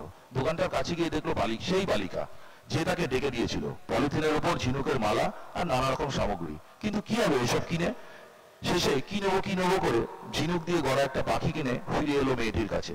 ঝিনুকের পাখিটাকে হাতে নিয়ে নেড়ে চেড়ে দেখলো মেয়েটি। দেখলেন তো কত কম পয়সায় কত বেশি শ্রম আর অমূল্য শিল্প কিনে নিলেন। বাহাত দিয়ে চুল ঠিক করলো মেয়েটি। সিগারেট তো খেয়েই যাচ্ছেন, বিড়ারটা খাবেন না? আমি কিন্তু এঁটো করিনি। চুমুকে হাসিতে বলল শুভ্র। এত এঁটো কাটা মারলে চুমু খাবেন কি করে? পটকানা হাসিতে মেয়েটা যেন রহস্যময়ী। কুঁকড়ে গেল শুভ্র। বাপরে, এত সাংঘাতিক মেয়ে। মনে জোর আনলো শুভ্র। আচ্ছা একটা কথা জিজ্ঞেস করবো, কিছু মনে করবেন না তো? করুন, সংক্ষেপে উত্তর দিল মেয়েটি। বলছিলাম আপনি তো শহরের স্মার্ট মেয়ে, তাহলে আপনি পায়ের আঙুলে ওই রকম আংটি পরেছেন কেন? এসব তো আজকাল কেউ পরেই না। আংটিটা ঘোরাতে ঘোরাতে মেয়েটি চোখ নাচিয়ে বলল, পোশাক পরতে পারলে আংটিও পরতে পারবো, বাধা কোথায়? আরেকটা কারণ আছে, কি জানেন? কি জানেন তো একে কি বলে? এর নাম চুটকি। শুধু এই নামটার জন্যই এর প্রেমে পড়ে গেছি। একটু বেশি জোরে হাসে ও। মেয়েটার কথাগুলো সত্যি ভাবিয়ে তোলে। আপনার নামটা কিন্তু জানা হয়নি এখনো, বলে শুভ্র। এই নামের কারাগারে বন্দী হয়ে কি লাভ? বুঝলাম বলবেন না। আমার নাম আমি বলে দিচ্ছি, আমার নাম হলো শুভ্র। কোনো প্রতিক্রিয়া না দিয়ে ঝিনুকের পাখিটাকে হাতে নিয়ে দেখছিল মেয়েটি। তারপর যেন শুভ্রকে নয়, ওই ঝিনুক পাখিটাকেই উদ্দেশ্য করে বলল, ঝিনুক। বাহ, চমৎকার নাম। পাটা ছড়িয়ে বলল শুভ্র। কি জানি আসল নাম বললো কিনা, যা কটর কটর মেয়ে। আচ্ছা আপনার বন্ধুদের দেখছি না তো, সবসময় কেমন একা একা ঘুরছেন, কি ব্যাপার? একা এসেছেন নাকি? মিথ্যে বলবো কেন, ওদের প্রোগ্রাম চেঞ্জ হয়েছে। ওরা দুপুরে একটা অন্য বিচে বেরিয়ে গেল। থেতলে যাওয়া মেজাজে উত্তর দিল শুভ্র। তা আপনি গেলেন না কেন? শুভ্র বন্ধুদের সঙ্গে গেল না। চিরদীপ, ভাস্কর বারবার বোঝালেও ওদের সঙ্গে যায়নি শুভ্র। কিসের টানে কে জানে। না গেলাম না, বুঝলেন, নতুন চাকরি, আমিই ট্রিট দিচ্ছি ওদের। ও তাই? জানেন তো আমিও সেলিব্রেট করতে বেরিয়ে পড়েছি, আপনারই মতো। আপনারও নতুন চাকরি নাকি? নতুন বলতে পারেন, একটু হাসলো ঝিনুক। তবে জয়েনিং না, রেজিগনেশন। মায়া কাটালাম, বুঝলেন। চুপ করে থাকে শুভ্র। কি মেয়েরে বাবা। একটা নড়ি ছুঁড়ে দিয়ে ঝিনুক বলল, আপনার জন্য একটা প্ল্যান আছে আমার কাছে। তাকায় শুভ্রর দিকে, ওর চোখে রহস্য। শুভ্র গম্ভীর। কি প্ল্যান? চলুন চুপি চুপি বেরিয়ে পড়ি। পারবেন? মানে? কাতর শোনালো শুভ্রর গলা। মানে ওই tour with in a tour. কোথায়? কোথাও না, জাস্ট বেরিয়ে পড়বো অপরিচয়ের শূন্যতায়। শুভ্রর মধ্যবিত্ত বুকে ধস নামে, কিন্তু বুঝতে দেয় না। হ্যাঁ রাজি, বলুন এখনই। গলায় কৃত্রিম জোর আনলো শুভ্র। চলুন, তবে শর্ত আছে। কি শর্ত? নো মোবাইল ফোন, টাকা পয়সা আনবেন, আর অবশ্যই সূর্য ওঠার আগে এখানে আসবেন। ও অ্যাডভেঞ্চার, কথা শোনালো শুভ্র। স্পিরিটটা আসল, নামে কি আসে। নিজে উঠে শুভ্রকে হাত ধরে টেনে তুলতে তুলতে ঝিনুক বলল, ও আর হ্যাঁ, বন্ধু কাকে বলে জানেন? আপনার আনন্দে যে আনন্দিত হয় সেই বন্ধু, বুঝলেন। বুদ্ধিদীপ্ত হাসি ওর চোখে। তৈরি করে আনা উত্তরটা কোঁত করে কিনে নিল শুভ্র। রাতে খাবার তাড়াতাড়ি খেয়ে বিছানায় যাবে শুভ্র। খুব সকালে উঠতে হবে, উঠতেই হবে। এই ভাবনাটা যেন জেলখানার মতো পিষে মারে। গভীর ঘুমে ডুব দিতে চায় শুভ্র। বালিশটাকে চাপ দিয়ে গর্ত করে মাথাটা ডুবিয়ে দেয়। মাথার ভেতর হাজার চিন্তার প্যানেল ডিসকাশন। ধীরে ধীরে বাইরের কোলাহল নিভে এলে কখন ঘুম এসে যায় টের পায় না। কিন্তু এই ঘুম বেশিক্ষণ স্থায়ী হলো না। দরজায় জোর ধাক্কা। ধরপড় করে উঠে বসে শুভ্র, লাইট জ্বালায়। এত রাতে কে আবার? দুবার কে কে বলে। কোনো উত্তর না পেয়ে শেষে গজগজ করে উঠে গিয়ে দরজাটা খুলে দাঁড়ায়। এ কি, আপনি এত রাতে? কি ব্যাপার? ঘুম আসছিল না, তাই চলে এলাম। ভাবলাম ভোরবেলা তো একসাথে যাবই, না হয় ভোরটাকে একটু এগিয়ে নিলাম। ঘরের ভেতর ঢুকে গিয়েও ঝিনুক জিজ্ঞাসা করলো, ভেতর আসতে বলবেন না? শুভ্র আমতা আমতা করে খাটের উপর বসতেই ইশারা করলো। এত রাতে ওকে হোটেলে ঢুকতে দিল? রিসেপশন তো বন্ধ। আপনার ওয়াশরুমটা একটু ব্যবহার করতে পারি? উঠে দাঁড়ায় ঝিনুক। আর বেশি নেই। শিওর বলে শুভ্র ওকে ওয়াশরুম দেখিয়ে দেয়। নিজে বিছানায় এসে বসে। বাথরুম থেকে বেরিয়ে আসে ঝিনুক। চোখে মুখে কপালে জলের বিন্দুগুচ্ছ, ভিজে চুল আর বালি ঘড়ির মতন ও শরীরে ওকে লোভনীয় দেখাচ্ছিল। চুড়িদারের সাইড কাটা অংশ দিয়ে ঝিনুকের সুঠাম ডৌলো পা দেখা যাচ্ছে। কিন্তু ও লোয়ারটা খুলে রেখে এলো কেন? কুকড়ে যায় শুভ্র। কাছে ঘেঁষে বসে ঝিনুক, আরো ঘন হয়। শুভ্রর আর সরবার জায়গাই নেই। হঠাৎ আলোটা নিভিয়ে দেয় ঝিনুক। কিছু জিজ্ঞেস করার আগেই শুভ্রকে টেনে তোলে বিছানা থেকে। ঝিনুকের ভেজা চুল থেকে কিছুটা জল গালে কপালে লেগে যায় শুভ্রর। শুভ্র নির্বাক, অবাক বিস্ময়ে যা করে তাতেই সম্মতি দিতে থাকে শুভ্র। সম্পূর্ণ নিয়ন্ত্রণ যেন এখন ঝিনুকের হাতে। শুভ্রর হাতে হাত দুটো ধরে নিজের কোমরের দুপাশ দিয়ে মালার মতন করে চালান করে দেয় ঝিনুক।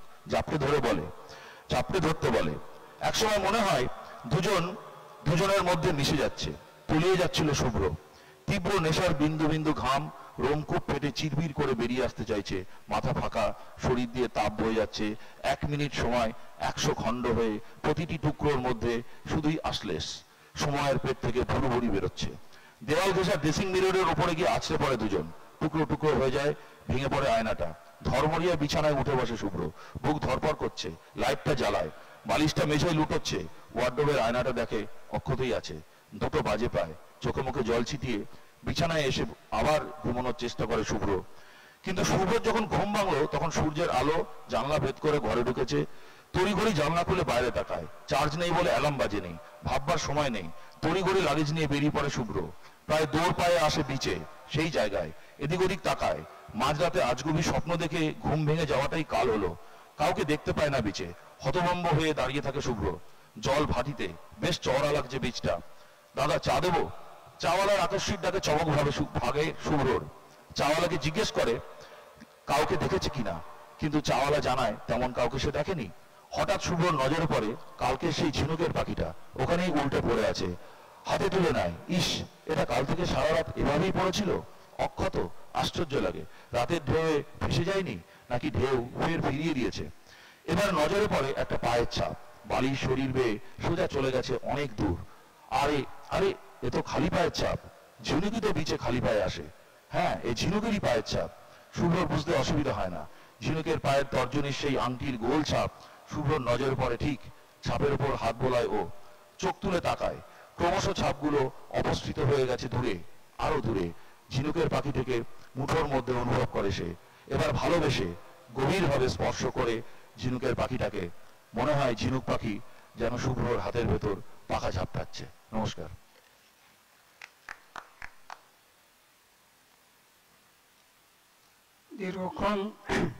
দীর্ঘক্ষণ গল্প শুনলাম। শান্তনু দাস গল্প পড়লেন। আরেকজন গল্পকার আছেন বাপ্পাদিত্য বিশ্বাস। তার গল্প পাঠের আগে তাকে বরণ করে নেওয়া হবে।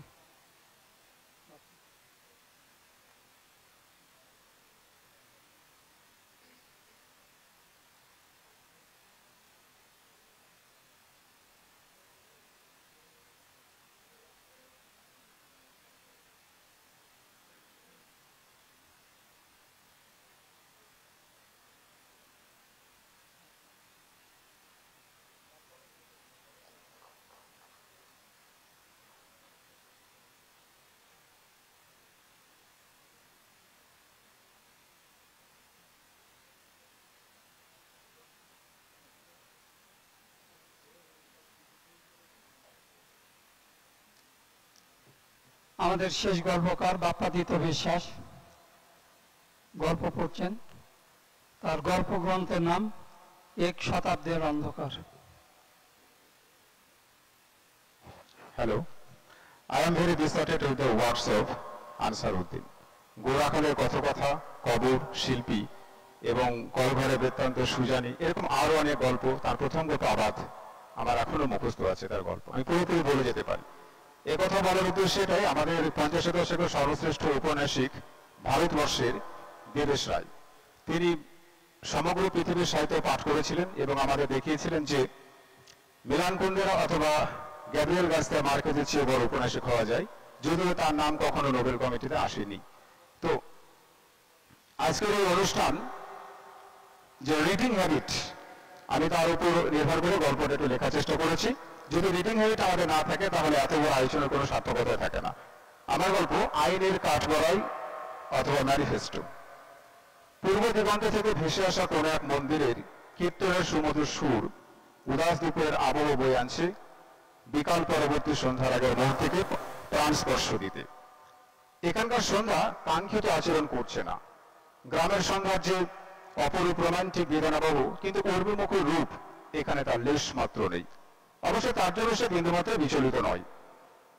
সে মানে আমি কিংসুকের কথা বলছি। Tolstoy, Kafka, Hugo, Marquez, Bankim, Rabi Thakur এবং দেবেশ রায়দের মতো উপন্যাস লিখবে বলে মাসেক আগে সরকারের একটি অস্থায়ী চাকরি থেকে ইস্তফা দিয়ে স্থায়ী বেকারত্বে আত্মসমর্পিত জীবনকে মানিক বন্দ্যোপাধ্যায়ের মতো উপন্যাস সদৃশ করে তোলবার চেষ্টায় ব্যর্থ। জীবন মশাইকে আরো গভীরতর চেতনায় ভাস্বর করতে হলে শিখাবাদ চলতে হয়। শ্যামল গঙ্গোপাধ্যায় বলেছিলেন, বিপন্ন হও, বিপন্ন হও। এই কঠোরতম গ্রামের বাস্তবতায় শিক্ষিত বেকাররা শোচনীয়ভাবে বিপন্ন। অপেক্ষাকৃত স্বল্প শিক্ষিতরা মার্চেন্ট নেভি অথবা সামরিক বিভাগে চাকরি করে সর্বোত্তম আধুনিক বাড়ি নির্মাণ করে এসি মেশিনের শীতল উষ্ণতা উপভোগ করছে। সেখানে 28 যুবক কিংসুক দাস 10-11 টাকার বেতনের চাকরি ছেড়ে দিল।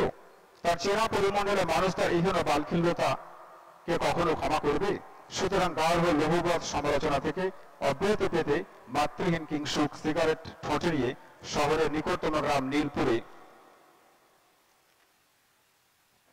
কপরদক্ষিণ পিসের বাড়ি চলে এলো। কিন্তু সন্ধ্যার রূপ দৃশ্যমান হচ্ছে না, ধ্বনিত হচ্ছে না। এখানে জলঙ্গি তীরে কলাবাগানের মধ্যবর্তী জলশূন্য পিচে রাস্তা এসে ঘুরছিল। খেয়া নৌকা থেকে মানুষ নামলো কয়েকটা। 3 জন সাইকেল আরোহী ছিদ্রযুক্ত অন্ধকারেও দ্রুত দিগন্তে বিলীন হয়ে গেল। কয়েক সেকেন্ড পরে একজন পূর্ণবয়স্ক রমণী 16 একটি গ্রাম্য চেহারার মেয়েকে নিয়ে নক্ষত্রে কৃপবদারতায় শিহরিত এবং কম্পিত বুকে হাঁটছিল প্রতিকূল রাস্তায়।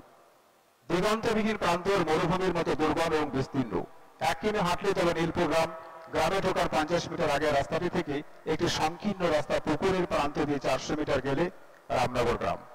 ঘন বাঁশবনের আমবাগানের পথবিহীন পথে ভিড় রমণী আর কৌতূহলপর মেয়েটিকে মিলিয়ে যেতে দেখল কিংসুক। এদের সঙ্গে সাক্ষাৎ হবার সামান্য পরে কিংসুক ওদের অনবপ্রত অনুসরণ করছিল। এখন হঠাৎ মনে হলো এই পাণ্ডব বর্জিত অন্ধ প্রদেশে ওদের সাথে সহজেই অসৎ আচরণ করা যায়। কিন্তু আমি তো আর একটা গোড়া, লা মিজারেবল বা আর একটা ওয়ার অ্যান্ড পিস লিখব। সুতরাং পরিণত বয়স্ক রমণী হঠাৎ থমকে দাঁড়ালো এবং মেয়েটিকে দুর্বল বুকের মধ্যে আড়াল করতে চাইল। তাদের সামনে একজন আততায়ী সদৃশ যুবক হাতে ম্যাকবেথের মাংসলোভী চাকু হাতে দাঁড়ালো। অন্ধকারে নিকটের বস্তু দৃষ্টিগোচর হচ্ছে। চাকুর শানিত অংশটা নারী মাংসলোভে নিষ্ঠুরের মতো জ্বলছে। সন্ধ্যা উত্তীর্ণ হওয়ার পরে নীলপুর আর রামনগর গ্রামের মানুষদের মধ্যে দিগন্তব্যাপী গগনভেদী প্রতিবাদ মুখর চিৎকার ধরে জলধির মতো কেঁপে উঠল। বছর 3 আগে রামনগরের বাঁশবাগানের অন্ধকারে একটি মেয়ে ধর্ষিত হয়েছিল নিদারুণ ক্রূরতায়। কিন্তু তখন জনক্রোধ বিস্ফোরিত হয়নি। নীলপুর আর রামনগরের সংযোগস্থলে ল্যান্ডস্কেপে রায়পাড়া নামে খ্যাত একটি দুর্ধর্ষ অংশে ভিন্ন জাতির বাস। 50 ঘরের এই বসতির মানুষ শক্তিশালী রাজনৈতিক দলের নিয়ন্ত্রণে। ধারালো চাকুর অধিকারী সেই বসতির সার্থক উত্তরসূরি। বেশিরভাগ অরাজকতা এদের দ্বারাই সংঘটিত হলেও কখনো বাধাপ্রাপ্ত হয় না। মানুষের ক্রোধ এদের বলেই পৌঁছতে পারে না। কিন্তু এবার মানুষ ক্রোধোন্মত্ত, কারণ অপরাধী কিংসুক। কিভাবে জনগণের মধ্যে প্রচার হয়ে গেছে অকুস্থলের কাছে রাস্তার মোড়ে কিংসুককে সিগারেট খেতে দেখা গেছে। শেষ খেয়ার পরে এই চত্বরে মানুষ সাধারণত থাকে না। লাঞ্ছিতা রমণীরা আত্মীয় বাড়ি যাচ্ছিল। সুতরাং মানুষ সত্য উদ্ঘাটন করার চেষ্টা করলেও তাদের পক্ষে চিহ্নিত করা একেবারে অসম্ভব ছিল। কাজেই জনরোষ কিংসুককে সেই আক্রমণ করলো। দু একটি বিচক্ষণ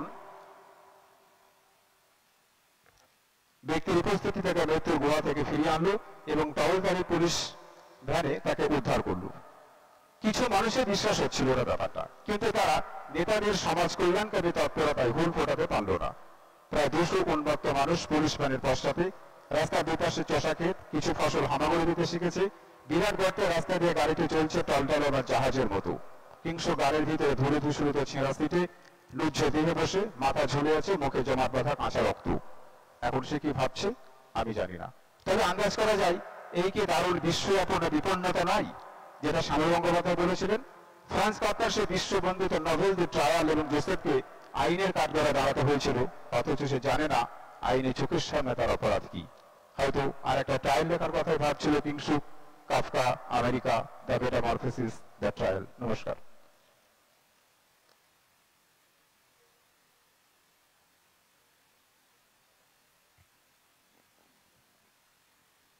বাপাদিত বিশ্বাস বললেন, তাকে ধন্যবাদ আমাদের এই কমিটি থেকে। এবারে যে কাজটির জন্য আমাকে আসতে হলো সেটি অত্যন্ত জরুরি। এতক্ষণ এই কবিতা পাঠ এবং গল্প পাঠ যিনি পরিচালনা করলেন, আমাদের নদিয়ার প্রামাণ্য কবি, গল্পকার আনসারউদ্দিন সাহেবকে আমরা এবারে সম্মাননা জ্ঞাপন করব। আমি মাননীয় মহকুমা শাসক মহাশয়কে বলবো সম্মাননা জ্ঞাপন করার জন্য। আনসারউদ্দিন বাবু,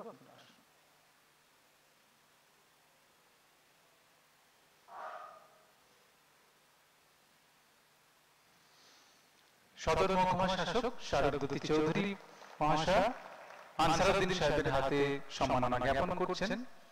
আমাদের আজকের এই কবি সম্মেলন এবং গল্প পাঠের আসরের সঞ্চালক, তাকে ধন্যবাদ আমাদের এই কমিটির পক্ষ থেকে। আমরা আজকে প্রথম অধ্যায়ে যে গল্প পাঠ এবং কবিতা পাঠের আসর সেটা শেষ করলাম। আমাদের এখানে সমস্ত কবি এবং গল্পকার যারা ছিলেন সকলকে আমরা আমাদের নান্দনিক নদিয়া ভাষা উৎসব ও মেলা কমিটি থেকে এবং নদিয়া জেলা প্রশাসনের পক্ষ থেকে ধন্যবাদ জানাই। আপনারা এসে আমাদের এই অনুষ্ঠানকে সমৃদ্ধ করলেন।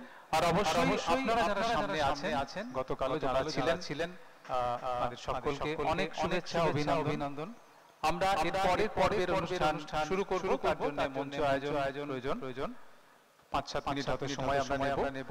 আপনারা সকলে জানেন, তবু নিশ্চয়ই এটা উল্লেখ করা কর্তব্য যে আজকে আমাদের যে আলোচনা চক্র, তার যিনি মধ্যমণি, আমাদের অত্যন্ত প্রসিদ্ধ পুরাণবিদ, গবেষক এবং ইতিহাসবিদ, লেখক শ্রী নৃসিংহ প্রসাদ ভাদুড়ী, তিনি ইতিমধ্যেই রবীন্দ্র ভবনে এসে পৌঁছেছেন এবং তার সঙ্গে আজকে যারা আলোচক আছেন তারাও রয়েছেন। আমরা মঞ্চ আয়োজন সম্পূর্ণ হলেই সেই কাজ করব, অনুষ্ঠান শুরু করব।